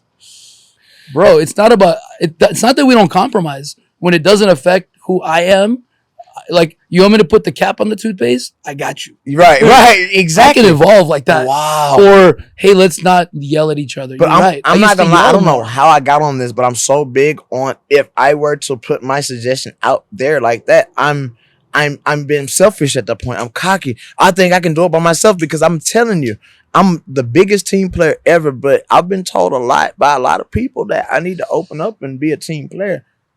But do you know, I've been doing this independent music shit for 10 years now, and I've been screwed more times than none on being a team player. Did I? I don't think I told them the 1 in 20. It was the previous interview, right? It's funny how it always goes. The 1 in 20? What's the 1 in 20? I'm just telling you, because I told Naomi, because they're building their team. She has power couple too. Her content creator and videographer is her guy, and they're like a power couple. I told her about me and my wife. Him and his girlfriend are like, they have a you got a girlfriend? a media company. Okay. Like, she's like a model slash filmmaker. He's a photographer slash video, whatever, producer. So it's these like today's like couples day, man. I wonder, we have an 8 o'clock interview. Mm-hmm. Today's the first time we did 3 interviews ever. That's hard. And 3 is my favorite number, by the way. That's the number I grew up on. 3. You always get 3 bids, man. 3 at least on a vendor. And can I on a vendor? But if you're hiring and putting somebody in your team, you don't get 3 bids. You get 20 motherfuckers to find one. Yeah. And I was telling them what I learned that really helped me. I'm learning a lot from this. I'm just sharing to help you get on your Thank you. I appreciate direction faster than I did, because I made so many mistakes like this. Thank you for your time. You're welcome, man. And when I put this into place, I didn't have to work as hard, man. And I could create. We're doing that as Josh, man. But was it not hard for you to give up that trust, to give that whatever error? Man. Like, we bring people onto the team all the time. As you could talk to Josh. Can you let him go and say, okay, right, he's going to do that, and focus on yourself? Yes. With no worries, though. Can I tell you why? Please. I have a deep philosophy behind this that I share with them. Mm-hmm. And then I also explain to them, hey, this isn't in anger, or like, I want you to be successful. So if it's not working for me, it's a 2-way street. You're not at your best here. You have a different philosophy, a skill set that doesn't match what we need. I don't want to hold you. It's a bad relationship. I don't want to ever. How do you tell them that? I tell them that. You got the balls to do that? And they go, wow. And you know what Naomi said? She said she has a song called Too Hot or something, right? Too Hot? Do you remember? Hot for You? And she goes, I just want women to be able to say, like, I'm hot for you. You're a hot person. And I go, is that okay for guys? With no offense. And she goes, yes, it is. And I said, guys are afraid to tell women that they like them because of all the stuff that's happened. And I'm like, keep telling my guy friends, like, it's about respect. If you say it with respect and genuineness, and it comes from a place of authenticity, you're just and you're being vulnerable. Because if they don't reciprocate or go, what? Why are you? You just put yourself at risk emotionally. Right. So they should be like, thank you for saying that. I appreciate it. I don't like you in that way, but thank you for noticing. Exactly. I like the way you look at that. Yeah. I like the way you look at that. And by the way, I got a lot of opinions on this matter. Whenever you're ready, I just don't want to cut you off. No.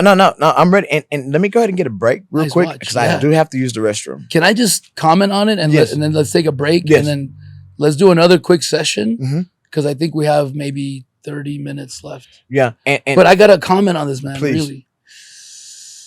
It's a deep subject. It's not a quick, like, you should do this. That's not going to help you. If you're really open, and we want to do like podcast therapy.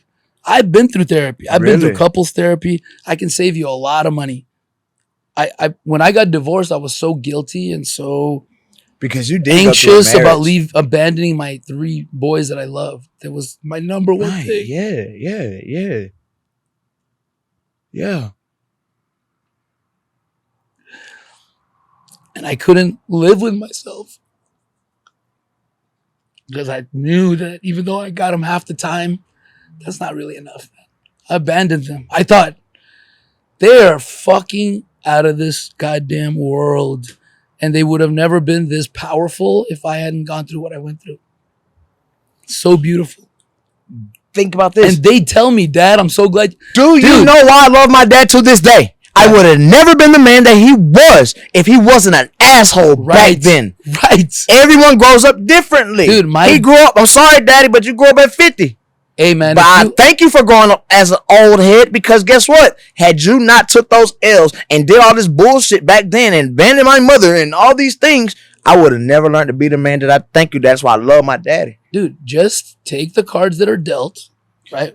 And then go, how the fuck do I win? And how do I win? You can win with a 2 and a 7. Take your hand. Take the hand you're dealt. You can fucking win a huge pot of money with a 2 and a 7. People love doing that, by the way. Why? We just had a poker night, and 2 guys were like, I need you to teach me how to play poker, by the way. And you know why they like playing 2s and 7s? It's the worst hand statistically to start with.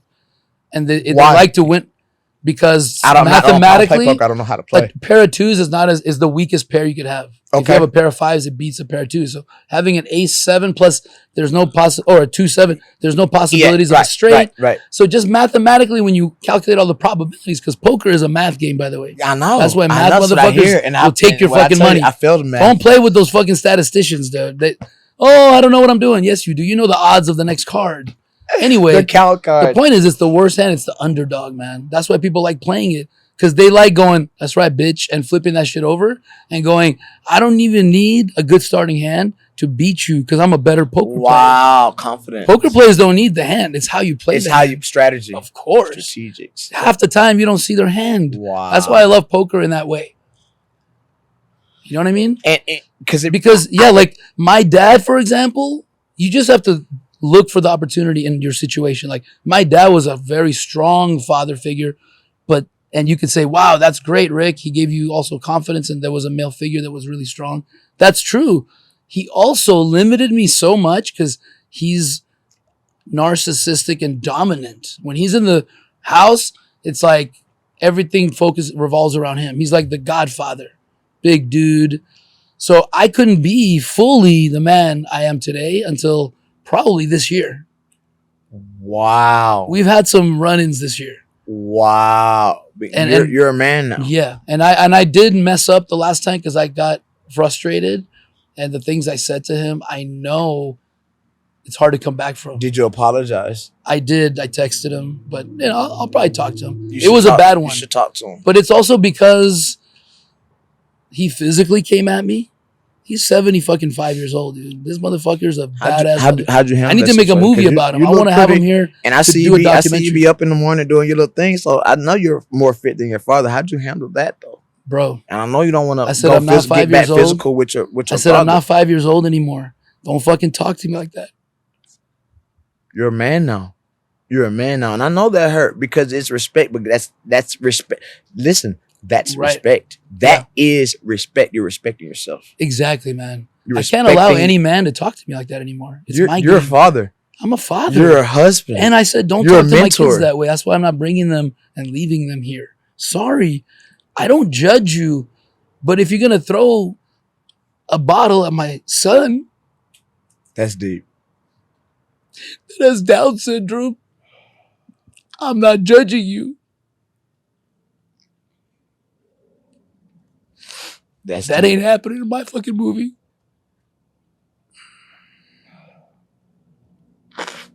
That's deep.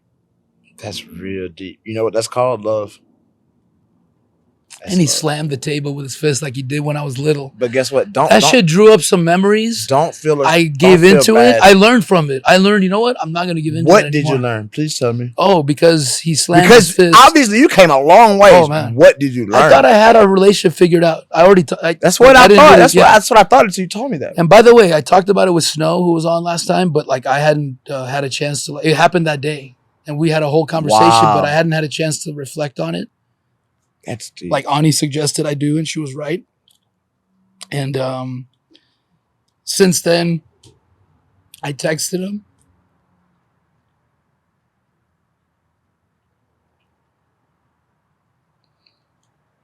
Because as much as I can make a case,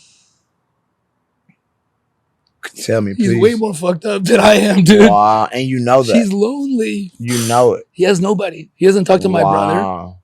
He hasn't talked to my aunt, who's the nicest person in our family. Over Russia-Ukraine politic, like, differences. Who fucking cares? We've been in this country for 40...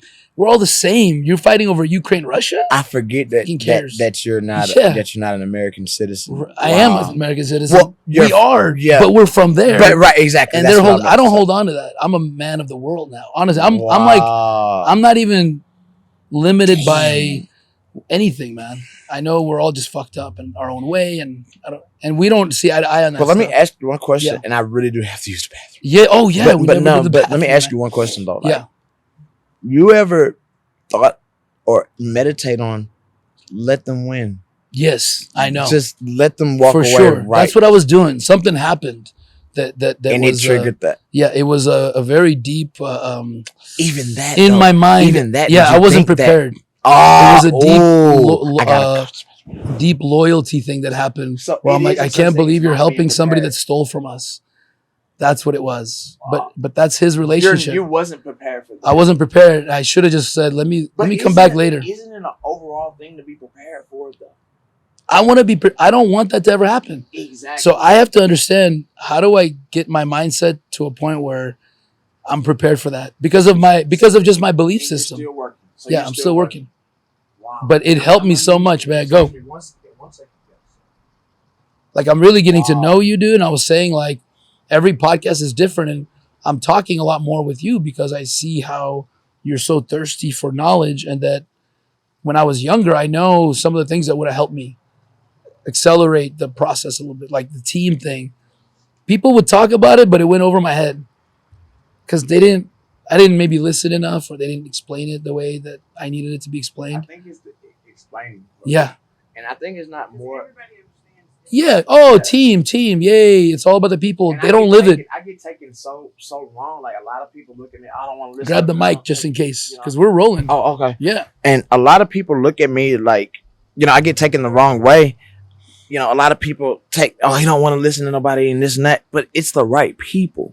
Right. It's the right people. And I found out, like, Dante, don't know who the right people is. My spirit got to tell me who the right Great person job. is. And by the way, to be honest, I'll give everybody a chance. She's probably good at it. I'm really good at it. So bring them by.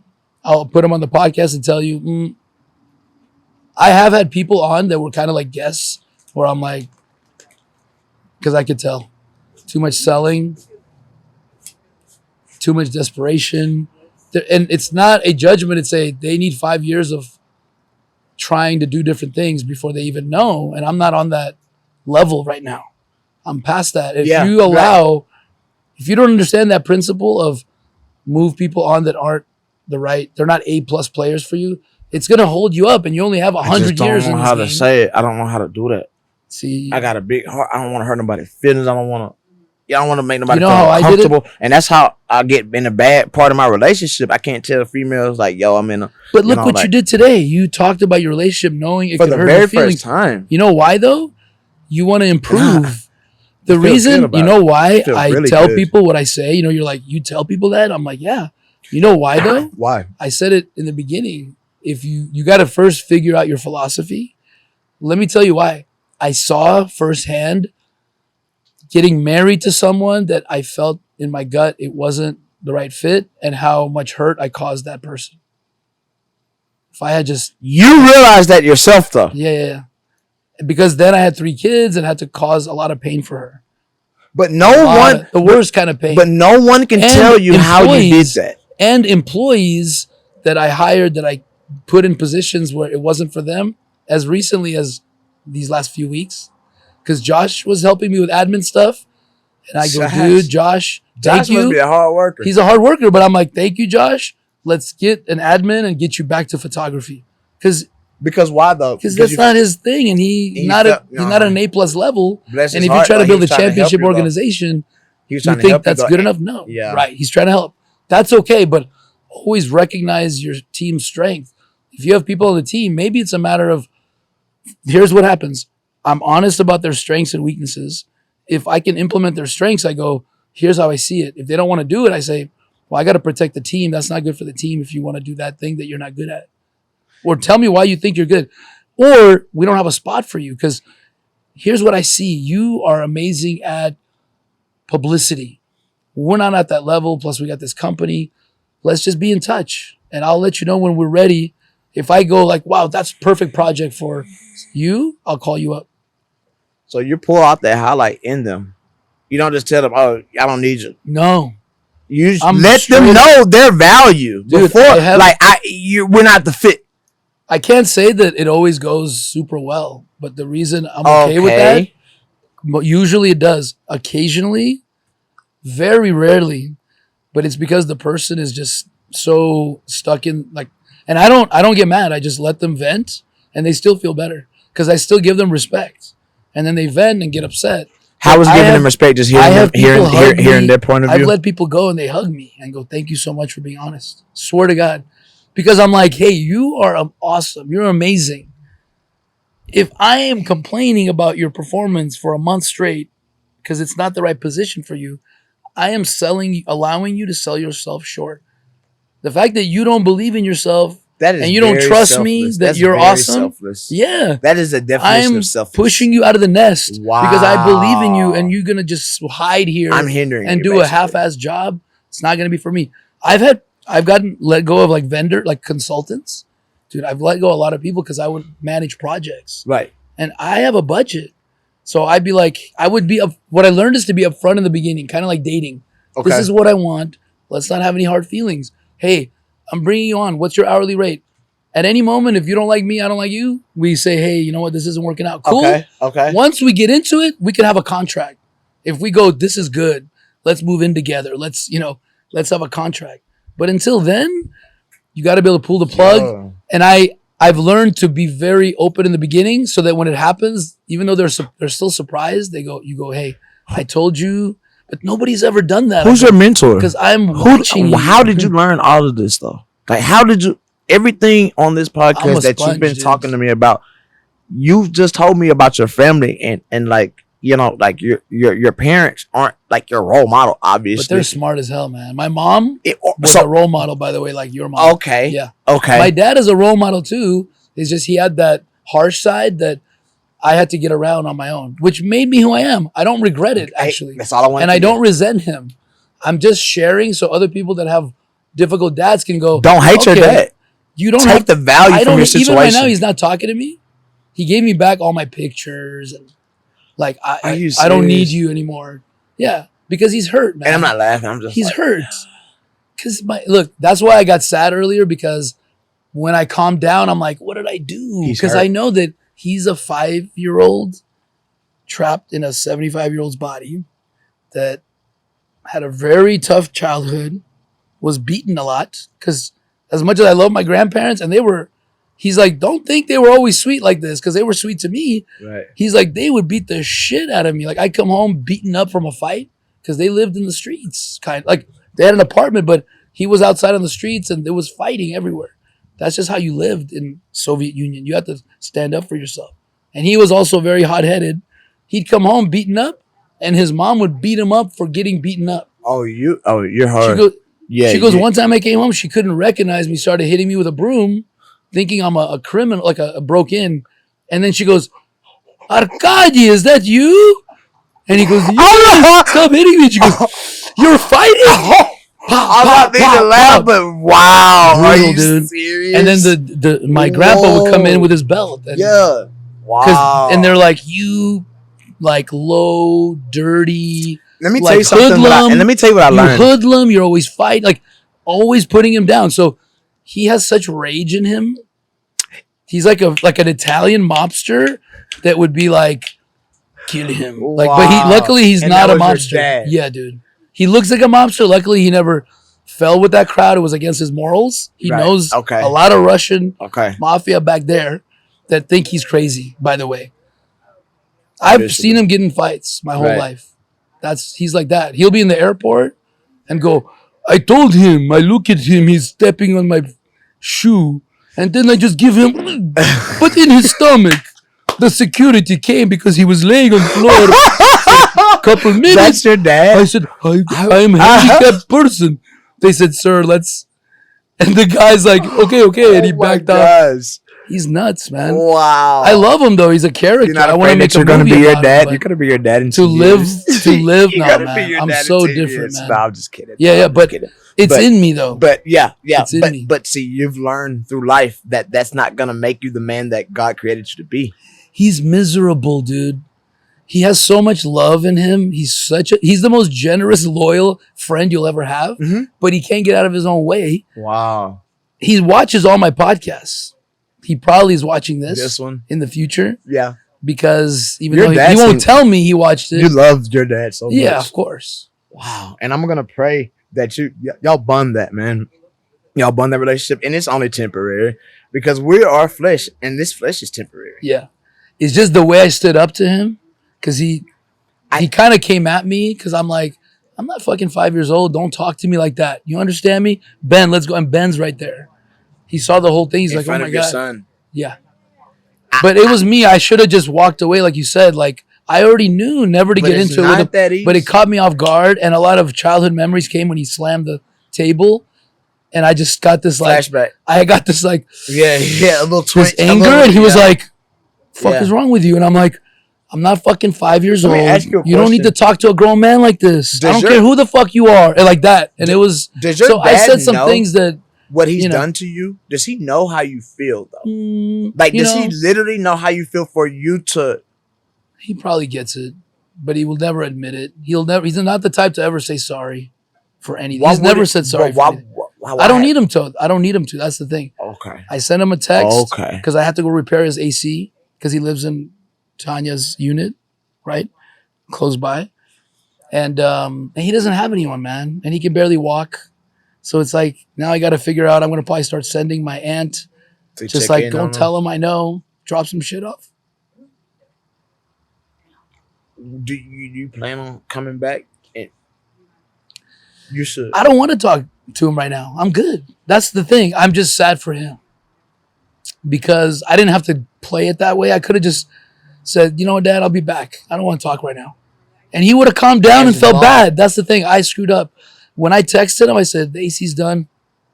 I said, hey, I'm sorry the way I handled it. It doesn't give him an excuse for what he did. He definitely learned his lesson. Because he kind of tried to step to me. And I said, you want to go? And I just stopped. I held my ground. And he's a big dude. So I was like, really? Kind of like this. Bigger than you? He's 350 pounds. Oh, yeah. He's got, but he's old, so I don't think it'd go well for him. Just for the record, but he's 75. It's not. I'm just saying, no one's gonna talk to me like that and especially bully me. Your son. And I said, don't talk. And he just came, and I kind of pushed his shoulders with kind of like twice with a lot of force, and the look in his eyes changed. I'm not saying he was scared. I'm saying I think he was like, he caught on. What am I doing? Exactly. Am I really going to knock him out or have him knock me out? Because one of us is about to get knocked out. And it's not working. Because my dad don't fuck around. I can tell. He would just go, boom, right hook. And guess what? I was ready. Even to this day, even now? I would not have hesitated. Just for the record, Dad, if you're watching, I would have knocked your ass out. If you would have taken a swing at me, you think your dad would have swung, though? Yes. It's his age now. He's crazy, dude. He's never... He used to beat me, but he's never punched me in the face. Right. He would never... But he would, talking to him the way I did, disrespect. I understand. I wouldn't even held it against him. I crossed the line in a way that gave him no choice but to come at me. But it's wiser set now. You're older. I know. What, I'm not putting age on you. No. Put it on me. Years older, put it 15 years older than that. Right. You don't have that same mindset. Dude, I learned so much. You have a son in front of you now that you're setting an example in front of. Right. Dad, how would you feel if someone did you like that in front of me? Right. You know what happened, though? What happened? I left after the first altercation, kind of. I just got away. And my son stayed. He's 18. Okay. Ben, I don't know if you met No, Ben has Down syndrome. No, I have no. He's never, very high functioning. No, So it's no, not like never met Ben I'm not before. asking for sympathy. I'm saying like he's socially very right. amazing, like Yeah. genius. So he stayed behind, and I knew what he was doing, even though I didn't know. What was he doing?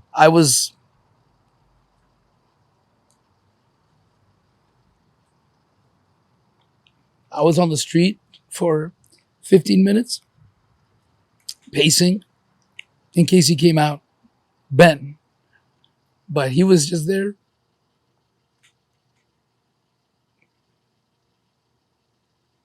Hugging him. Love. Wow. And you know your son loves you. And nobody could have hugged my dad at that moment. And you said, because he's a raging, like he becomes raging. You said your son. My son, Ben, he was hugging him in the apartment. And he the has whole Down, time. he has Down syndrome, Yeah. you say? He felt so bad I'm going to tell you something. for us.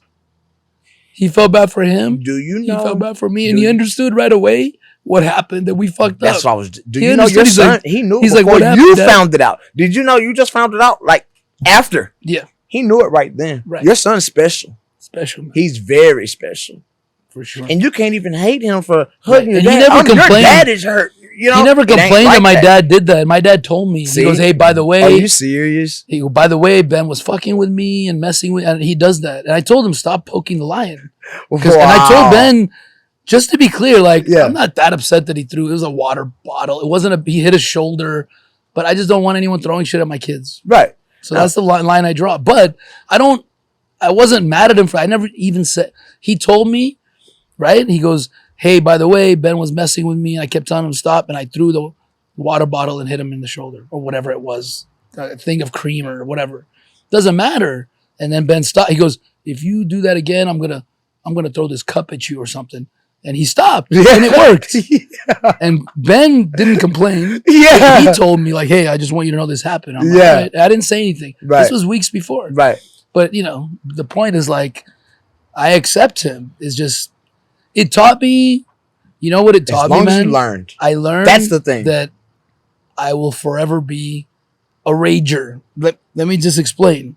It's like an alcoholic, man. Like if you have anger in your life or something you've gone through that makes you angry, just because you get to that next level and you are able to like, because I don't react hardly ever, man. Like has to be like where physical danger, even then it's Okay. like, I always try to resolve. Okay. I'm a different person. Wow. But it reminded me like, you can't let your guard, like you got to always be on top of it. You have to be mindful.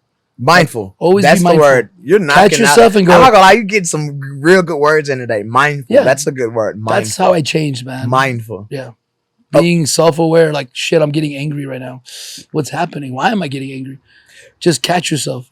Because me and you have a lot in common, especially anger. Because when you let that go, you don't only affect yourself but others. Right, man. And you don't get what you want.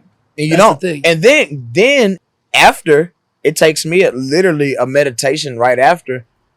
Like, I'm not that mad anymore. It's not Exactly. like it's not that serious. At all. It's not. You know? That's where I fucked up is at the moment I forgot and let myself be weak. I was weak in the It's moment. okay. We're But fresh. We're needed- learning. I needed it to learn a painful lesson that I don't think it's the end of the road. It's more of a like. Have you forgiven yourself? Yeah. Oh, yeah. For me, I think I probably wouldn't have in the past, but it bothers me because I think like I feel bad, blah, blah, blah, but I just pull myself out. It doesn't drag me down for a day. Okay. That's what I was But getting I at. definitely reflected on it to learn. I try to reflect to learn on what I could have done better for next time. And then I just try to let it go after that. Okay. Yeah. I'm not gonna lie, man. You just taught me a lot in this whole, and I swear, when I came here, when I on the way here, I didn't expect it to go this way. I knew it was Me gonna either, get man. deep, but I didn't know in which direction. I was just meditating on being prepared for everything. And wow, God is amazing because you taught me a lot just in this conversation. Like, I don't even look at this as a podcast. This is a conversation. Yes, man. And to be honest, off of this, I would love to link in with you, man. Just to chop Dude, it up, man. man. I see you offer it a relationship guidance, like for real, like I might need counseling. Oh my That's God. the word I was looking for. Counseling, not guidance. You Counseling. speaking my language. No, Josh seriously, is no. like, oh God, he's fucking stroking this guy's ego. Great. Now he's gonna be like, see, I told you we're gonna do podcast therapy. I would love to, man. Seriously, I'm like, willing to open up if she's willing to open up because others can learn, and I'm in it at a good time because like I'm making major. I'm entering different. I'm on a different plateau right now, and it's just keep going and going. And so, like, I'm never gonna change. Like when I say change, like I am me You right have now. to Who you're talking stick to who you are, brother. Yeah. Really? Whether I'm broke or whether I'm Yes. here or there, I'm still gonna be me. And you like, have to right have now. those boundaries no matter who's with you. Like, I read a lot of books to stop feeling guilty, like not stop letting people make me feel Forgiving guilty. yourself. Dude, I read We're a book human. called How to Say No Without Feeling Guilty, and it changed my life. How to say no without saying guilty. Ooh. Swear to God, I I, like just that recommended title. it to my boy. He got the audio. Because I was letting people manipulate me. Oh, you don't want to help me? Oh, you... Okay, fine, I'll do it. I only have so many hours in a Bro, day. we gotta link, bro. We had off of this, man. We gotta get in, bro. I'm 'cause down, man. You are a prime example of a person I want to become.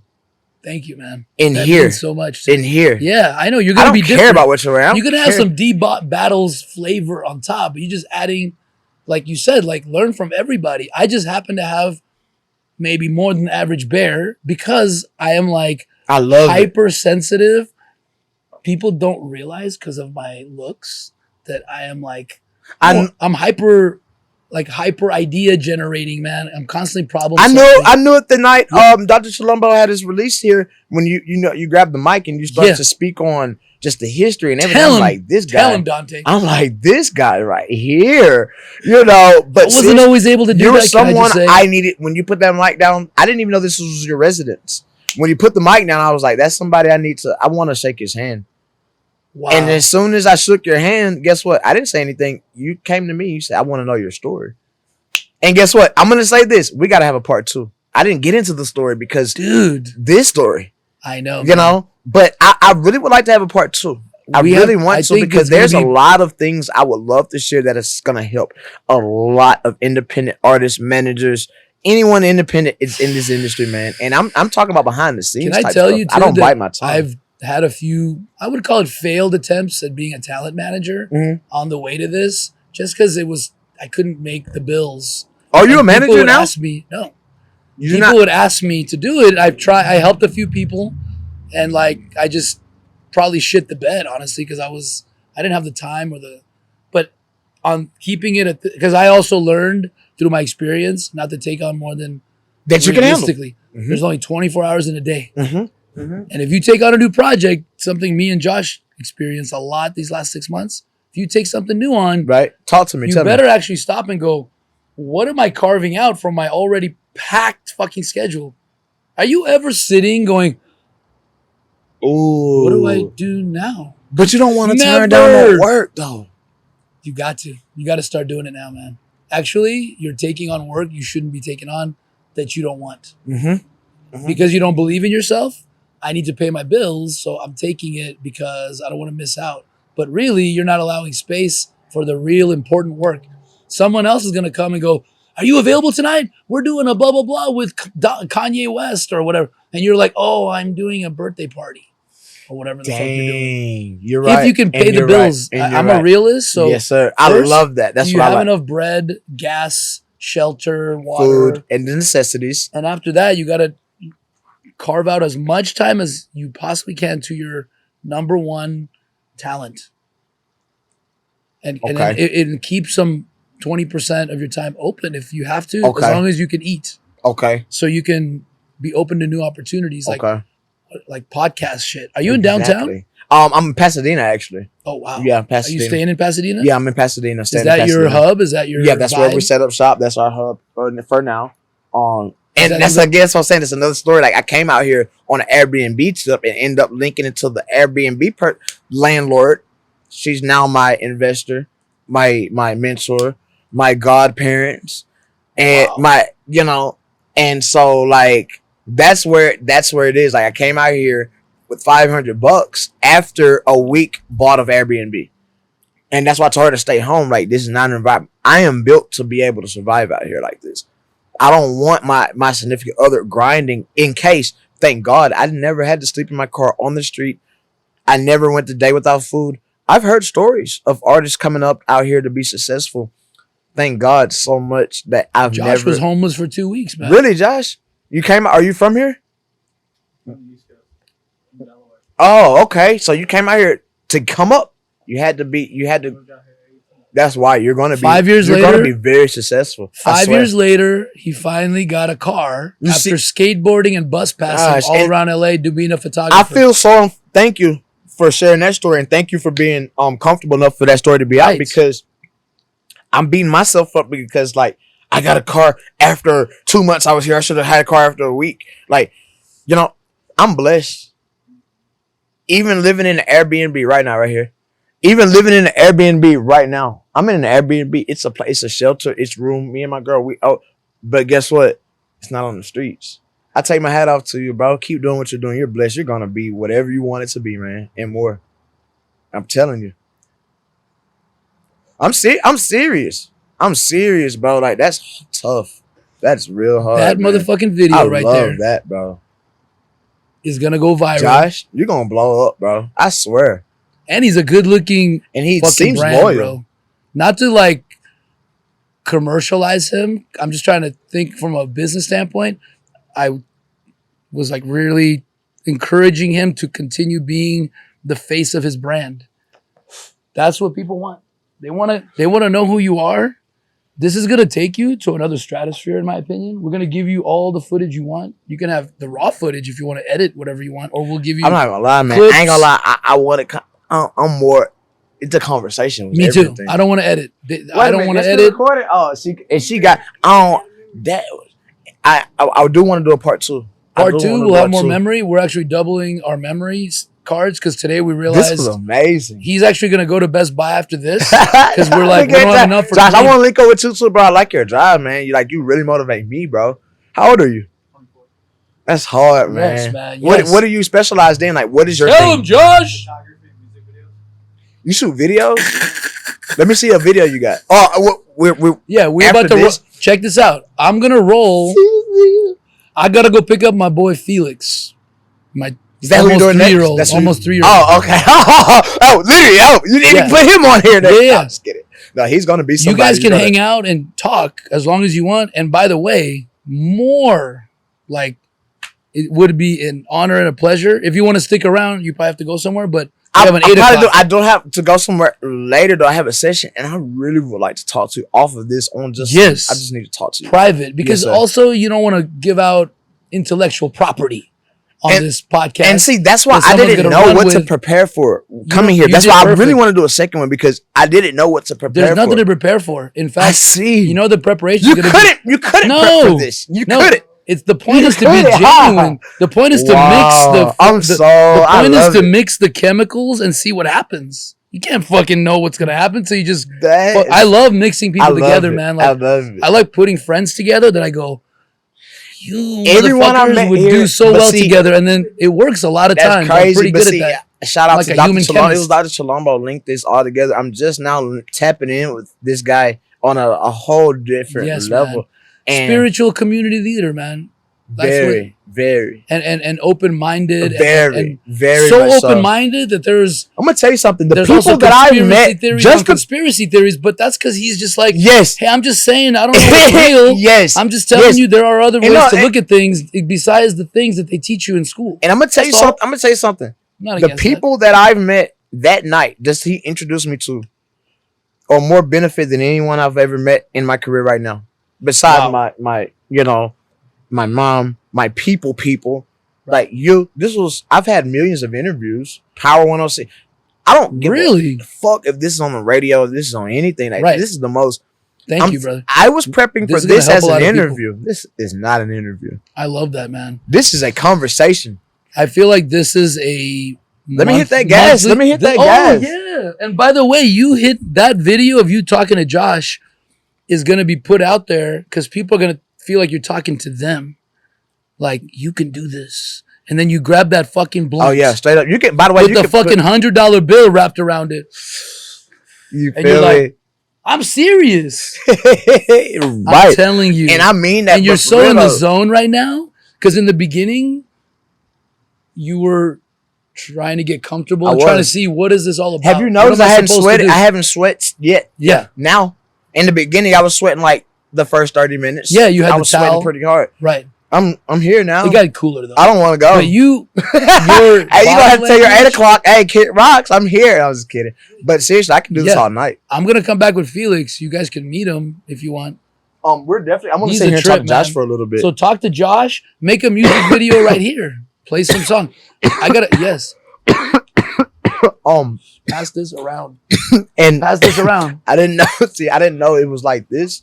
I'll smoke talking because I didn't. I was gonna be like a more. The fact that you smoking is a comfortable. big deal, by the way. When I'm smoking, I'm comfortable. I don't Me too, smoke man. when I'm business. Oh man, This is business, by the Mhm. way. But it's a different type of different business. type. It's a We different connect type. on a higher level in my business. When I really. smoke, I'm open. But This is not like any business I've ever been a part of, by the way. So it's I your- appreciate follow you so your much, gut, man. Rick. Thank you. I've seen a lot of bad shit in corporate. I don't like it. I don't want to do it. I want to make money too. I need to talk. I to feel you. like if we could put people in the right positions, I'd done that. That's the thing. It's not like I'm talking out of my ass. I did that in corporate because I know didn't want to you're do the not. work. Hey, if you was So I talking out brought your the ass, best people. we wouldn't even. 2 hours. How long we been here? Like 2 hours? I wouldn't be. Damn, over 2 hours. Wow, Thank you. I hear you. that's why I'm stuck. I really I'm appreciate stuck that. like Chuck Not right everybody wants to hear my bullshit or my shit. Thank you. I appreciate that. But you know what I mean? To some it is. And I've learned not to spend too much energy there because there's enough people that do want to listen and want a better to improve their life. The stuff that I like to talk about, the types of improvement that we've been talking about, and you have been helping me, by the way, the confidence you're Really? putting in me. Are Really? you kidding me, man? How can I The teach you? confidence you're building You in me tell- by you telling tell- me that you're listening to what I'm saying, it's reciprocated, man. Oh man. Yeah, of course, man. But the type of improvement we've talked about, even you going, wow, that makes sense, makes some other young person go, well, shit, if Dante gets it. Because these are improvements And I that can't don't comprehend words and shit. and you know what? Think about this. All of the principles and improvements we talked about, none of them make someone else's life worse in the long run. Nothing. It's trying None to of- get no. yourself to as useful as you can And be I'm- because you're more useful in the thing you're passionate And, about. and you keep saying that, Rick. You keep talking about other people. Guess what? That's what I'm about. Like I just realized I'm not even rapping for me. I'm doing this artist are you stuff, doing it for? artistic things. People, for those who got felonies just like me, that think they For the can't- underdog. I am, can I tell you? I'm I all wanna about do the it for fucking those who- underdog, man. Say it again. I'm all about the underdog. Growing up, I was the kid, the captain of the team in the playground, Right. in the yeah, park, who yeah. picked all the fucking guys they didn't want on their team, yes, sir. and we would beat their yes, ass. sir. Yes, sir. And yes, they go, sir. "Fuck I'm you." that guy. I'm that guy that I like to bet a lot, but I haven't been doing it since I've been out here in LA. This is a whole different Right. type of money game. But You're betting on yourself. I'm that now. guy. Yes, sir. You're betting on Yeah, yourself. You have yeah. to gamble. And on I've been the yourself. It's all a underdog. gamble. And I've been the underdog. Mhm. Oh, he's the black guy acting like he's the white guy. He wants this nigga need to be a president, like this and that. But I'm gonna tell you something. I'm that guy. Look I'm at that Kanye guy. West. I'm that guy that'll walk in a basketball game. These guys losing by 30 points. Oh, I want them. I'm picking these guys. They're gonna win. And I mean that from the bottom of my heart because I know we are hungry. I'm at the bottom and I'm hungry. I'm starving. And I know what I will do to get to the top. And guess what? Nothing illegal. I've been there before. I'm not stupid. Right. But guess what? Everything legal that you can think of, I'm gonna do to get to Right. the top. Long as it's not going against my morals. I gotta say, and again, I'm not encouraging it, but you know, like my kids are not gonna probably do illegal stuff only because they had other opportunities they took advantage of. But I gotta say, you having done the illegal stuff you've done has also prepared you for the shit you're about to do. Yes, sir. I And guess believe what? that, and you take it all with you, and you are like nobody else. That's the best thing you said. And guess Yeah. what? I'm gonna tell you something. I'm so glad that I'm not gonna be a president. I would love to because guess what I would say? Wouldn't you be? I would tell everybody, don't go to school, don't get no education because we're born with the gift that you can't get a degree for. You just gotta live life to receive the diploma. Let me tell you something. I didn't graduate. I graduated high school, but I didn't fit too well in college. I told you I was supposed to be an athlete. Right. You feel me? And once I found out that I was an athlete, I thought that streets was what it was. I thought I was gonna be an Right. athlete in the streets. running from cops. You know what I'm saying? Running dope, Right. running It doesn't to have get the to money. be. Oh, I was a track star in the streets, but guess what? That boy ran a 40 all the way to jail. Seriously, in a heartbeat. Guess what? Didn't get the ring because my mama and God. And when I say ring, that's that you going to prison up that road. I almost, but it was jail. This time I should have went to jail, and I want to talk about that next though, because that's a long story. But Yeah. this time I went to jail. I said, okay, you're in the, you said you had a troubled past in the system. You already know when you're on probation, you're not supposed to catch a violation or anything, or that's gonna fully provoke you, and you're going up the road. And when I say up the road to prison, guess what? I caught another charge on top of that, and another, and I didn't go to prison. Everyone around me, you're going to prison, bro. You're going to do this. My mama said, son, stop. Have faith. You're not. That's not your calling. And if you get your lesson right now, you're not going. Didn't go. I never went back to jail again after that. I did go back to jail, but it wasn't anything new. It was all violations of all past things. What made you change? What was the changing factor? Do you remember? Yes. I remember like it was yesterday. Again, in jail. I was on a little bit about probation. If a lot of people, just for people that don't know, probation, you get on probation to give you another chance to get it right. Okay? To get it right. You have chances. If you mess up those chances, then you go to prison. That's the ultimate consequence. Right now you're on probation, so you don't go to prison. So how I got it was, you get one chance. This was my fourth chance. Not only was it my fourth chance, I caught two additional charges on top of that. So everyone in my jail pod area, you're confined to an area before you go to court with other inmates, and you're going to jail, bro. They're going to send you to prison. Go ahead and prepare. My mama, son, God got something bigger for you. Just listen. You're not going there. You're not just, if you hear what God's telling you, you're not doing none of that. Get off the phone. Oh, my nigga, you finna go. They finna, court day came. And like I say, I'll get in the whole other story on a different day. Court day came. I didn't go. The judge didn't even know I had a mother. He says, do you have a mother? Is she here? I said, yeah, she's right there. My mother stood up. He said, Mom, come up here. Do you know, judge called my mother up to the thing. The judge was like, Mom, that's your son? Yeah. Tell me a little bit about him. My mother spoke on her behalf. You feel me? And the judge was that's what I thought. You know what, clerk? Delete all of that. Type him up. He's getting out today right now. At this point in time. I was facing 4 years. I don't want to talk about those charges, you know what I'm saying? But I was facing 4 years, like in prison, no probation, no none of that. I was already on probation. Were you ready for that? At that moment, were you ready for that if that happened? How did you feel about the possibility of going? You know what? Now I say I was ready. I wasn't ready. You psyched yourself out that you were ready, though. What did you think at the time? At that time, I'm not gonna lie. I learned what faith was. I knew I was getting out. I didn't even entertain the thought that I was going. Right. I didn't even entertain it. Even though, dude, this is your third violation. And then you caught 2 charges on top of those. Right. Like this isn't a violation. Aren't just you're not reporting. Right. You caught 2. You didn't learn your lesson because you keep on doing it. Well, your fate was out of your hands at that point, man. Out of my hands. I had no control. I had no going into the system, man.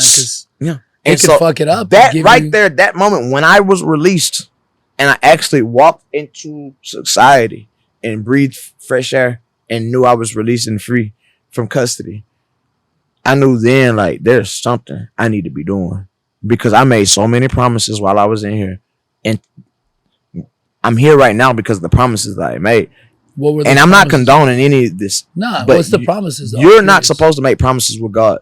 I did that. What did you make? Can you say? If you give me this music, I promise you, I will never go back to that life again. And I promise you, everything that I put out after this, as far as content and music, I will put your name and I'll put a message in it. So that led me to believe that, and not to believe, to know that I look like a wolf. I'm a sheep. I got to be able to blend in. How are you going to talk to prisoners if you ain't never been to prison? How are you going to talk about selling this if you ain't never sold it? I'll be a fake. They'll look at me as a fake. I blend in with these guys. Why? Because I ran with these guys back in the day. Right. And they know I'm way. legitimate. I'm not no phony. I'm not none of that. You know, and they already know. So I blend right on in because guess what? When I blend in now, it ain't about like I was talking to my guy the other day from the city, and that's my dog. Shout out to Lil Robert. You feel me? Not the white Lil Robert, the black Lil Robert. Lil Robert. You feel me? Shout out to Robert. We was talking the other day. And it was funny because he was like, and I'll tell the story. I met him in jail 8 years ago. I met him locked down. And that's my dog to this day. And I tell him all the time, I'm like, bro, stay doing the right thing. I know you're in the streets. We ain't gonna talk about that, but stay doing the right thing. That's powerful, man. Just stay doing the right thing. That's it. Just one person, like you said before. What if that person's suicidal? I think about that's that. I say hi to people about all the time on the street. If they make eye contact, I go, because I think, what if that person hasn't had a high in a week? And my man in the streets. Right. My man really in the streets. So he really talking to these people. Right. These people ain't gonna listen to me. Who is Dante? He went to McGill Tulane, which is like Catholic school, but he know me from, doing street things. Anymore. But guess what? That shouldn't limit you anymore. It shouldn't limit me anymore. I don't know that though. In the future, it won't. It won't. It feel like you it does. Decide. Feel like it does. So I say I'm a wolf. I feel like I look like a wolf. This is a wolf world. I'm a sheep. Can I tell you the truth? I'm listening to you. I'm trying to do it without crying because I have no reason to cry. All those fucking wolves are sheep, man. They all just looking for love. What are you talking like? Wow. The toughness, the wow. fuck you. They want to be loved. They're not good enough to be loved. They got to fucking demand that. A sheep can't approach them though. You can't be a sheep and approach them. No. They have to take over. Wow. They have to play that role all the way, man. And then that's all they get. It becomes who they are, I guess. But I'm just saying, like, I guess if you're in prison, it's one thing. Like if I was in prison, I'd get tatted up. I'd get ripped because I'd be like, yeah. Because I'd be like, I got to fit in. I don't want anyone fucking me up with a shank. I'm a realist. Do you know I did? Once you're out, I'm saying I don't want you to limit yourself. Like you can't, you're not in a situation anymore where you got to limit yourself because you're afraid to get stabbed in the back. I see. Now you can be like, hey, I'm a man of the people, which you are. And you've been in prison. Like you've seen, you know how to relate. They may not accept you because they're trying to, people are always trying to cut people down. Oh, you not from the street. You went to Catholic school. But it was on it was on a whole different level. That was my experience. And see, it was a whole different level. One of these times I came out here. Do you know I got extradited? And I'll speak on that. Not right now, but I got extradited. I came out here. I actually had to spend 45 days in LA County. Wow. Not because I caught a charge out here or anything. I had a warrant back at home. Wow. It was coming back to haunt you. My past recently came back. I had to go to 2 courts to get. And it was embarrassing. And I told everyone because they're like, you don't have to tell me what it is. I'm like, I don't care because I don't want you to think you have to be perfect. And other people go, you know what? I got a little charge too, but no one knows because it got erased. And I'm like, oh, what is it? I'm just not. Do you know this is the first time I'm speaking on my past like that? And when I was always embarrassed, I was always embarrassed to speak on it, and I don't know why. I can't believe. I can't believe I actually spoke on it. Thank you, man. And it's not me speaking, I'm telling you. Because I wouldn't speak on this. But can I just say that if you have the courage to be vulnerable and speak on it, you can help a lot more people. If you pretend to be tough, right? Like we can be. It's not we're not pretending to be tough. We are tough. It's just there's some other things going on there. Like we want some love, we want peace and quiet. We want like to live this life to the fullest. Everyone wants to live a good life. Nobody's like, I want to be a fucked up motherfucker that hates everybody and everybody hates me. Nobody seeks that. It just sometimes, unfortunately, this game is very hard. And that's what I want to impute as an artist. I feel like as artists, we have the biggest voice ever. And I want to let people know that. I want to let people know, like God chooses the lowly in life to make an example. How could he show his power? How could the universe show their power if they don't have nothing to have an example of? If you got somebody who's already, let me tell you something. God looks at the wise men in life as foolish. That's why I always dumb myself down every single day and listen. I try. That's why I talk a lot. Don't get me. don't take me wrong. And you should. I just be talking. I be so excited, especially when helping. you're hitting on something. What's your purpose? My North Star is to be authentic. And for this particular show, which is based on me and what I like talking to people about, it's telling people's story to help inspire others to do what they love. Because it's a hard thing. Since the school system doesn't, and the environment you're in doesn't necessarily support that. Wow. So that's what we're doing. Wow. That's why the more vulnerable you get, the more likely you're going to help somebody that's like, I see that, in a position where they're like, I can't do it. Because this is my first time. Because Dante's, look at him. But then they're like, oh shit, Dante's got a fucking tough fucking upbringing that even going to private school. And see, that's what I'm saying. A lot of people think I shouldn't be struggling. I got it easy because I went to a private school and this and that. But do you know that was my mom? Do you know what my mom had to sacrifice? That, like, my mom, that's my mom. Shout out to my mom for that. I did, like, what? Like, we supposed to be, my mom is a strong woman. Right. Statistics say we supposed to be in the hood. I supposed to be going here. My mom went against the odds and having faith in God and the universe powered her. So what's your why, man? What's your why? Because I think I know, but what's your why? What is that? Why are you doing what you're doing? Oh, my why. Yeah. My why? Because let me tell you one thing real quick, because I am not a religious person. I don't know if there is or isn't a God per se. There might be a video game creator. Who knows? The point is, what the things we talk about work whether you believe and have faith in a almighty power or you don't know if there is one or isn't. And if that's the case, you got to believe in yourself. Why? Be the creator then. You're the only creator you know. Why? Actually. Why? You don't know me. You don't know how I see things. You don't know how anyone sees things. Because what I've studied, gotta be you. What I've studied growing up, and I study comparisons, metaphors, biblical. I mean, you know, in order for a man to go to heaven, when I say man, human, not male. A woman or a man. The equivalent of man going to heaven is the equivalent, for a man to go to heaven, it's equivalent of a camel going through an eye of a needle. Do you know that looks impossible? A camel going through an eye of a needle, that's what the Bible say for you to go to heaven. And that's why the Bible is looked upon so bad. Because, see, something like that. No. Break it down. God gave us a brain. And this is my theory. Right. This is so inhumane. But you can cut a camel up in 100 million quadrillion pieces. And if you put the time and the effort and the patience, you can put his little through that needle. Right. The point I'm here to show people that you have the power to go to heaven, to see something better. When I say go to heaven, to see something better in life. You don't have to be living in your situation take your situation is food. What if I also I also want to say this, man, that like I don't even that's okay too to have that as the guide. Mm-hmm. For me, it's about creating the best experience possible here because I don't know what happens when I die. Mm-hmm. And instead of focusing on what's there after this game, I'm thinking I'm already in this game. So I like talking about who made this game, but I don't need to know. Right. I just want to maximize my experience. So make this your heaven. Okay. As best you can. So in other words, that's basically what I was saying. In other words, you don't have to deal with all that. You have the power to change your story, man. You can take your bad situation and make it heaven. You can take hell and make it heaven, basically. Play your 2-7, baby. Play your 2-7. But play it confidently. Exactly.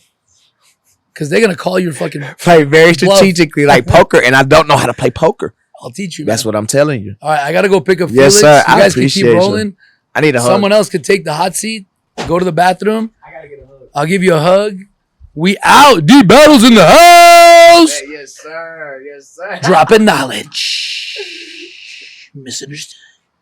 Knock him out the box, Rick. Knock him out, Rick. Knock him out the box.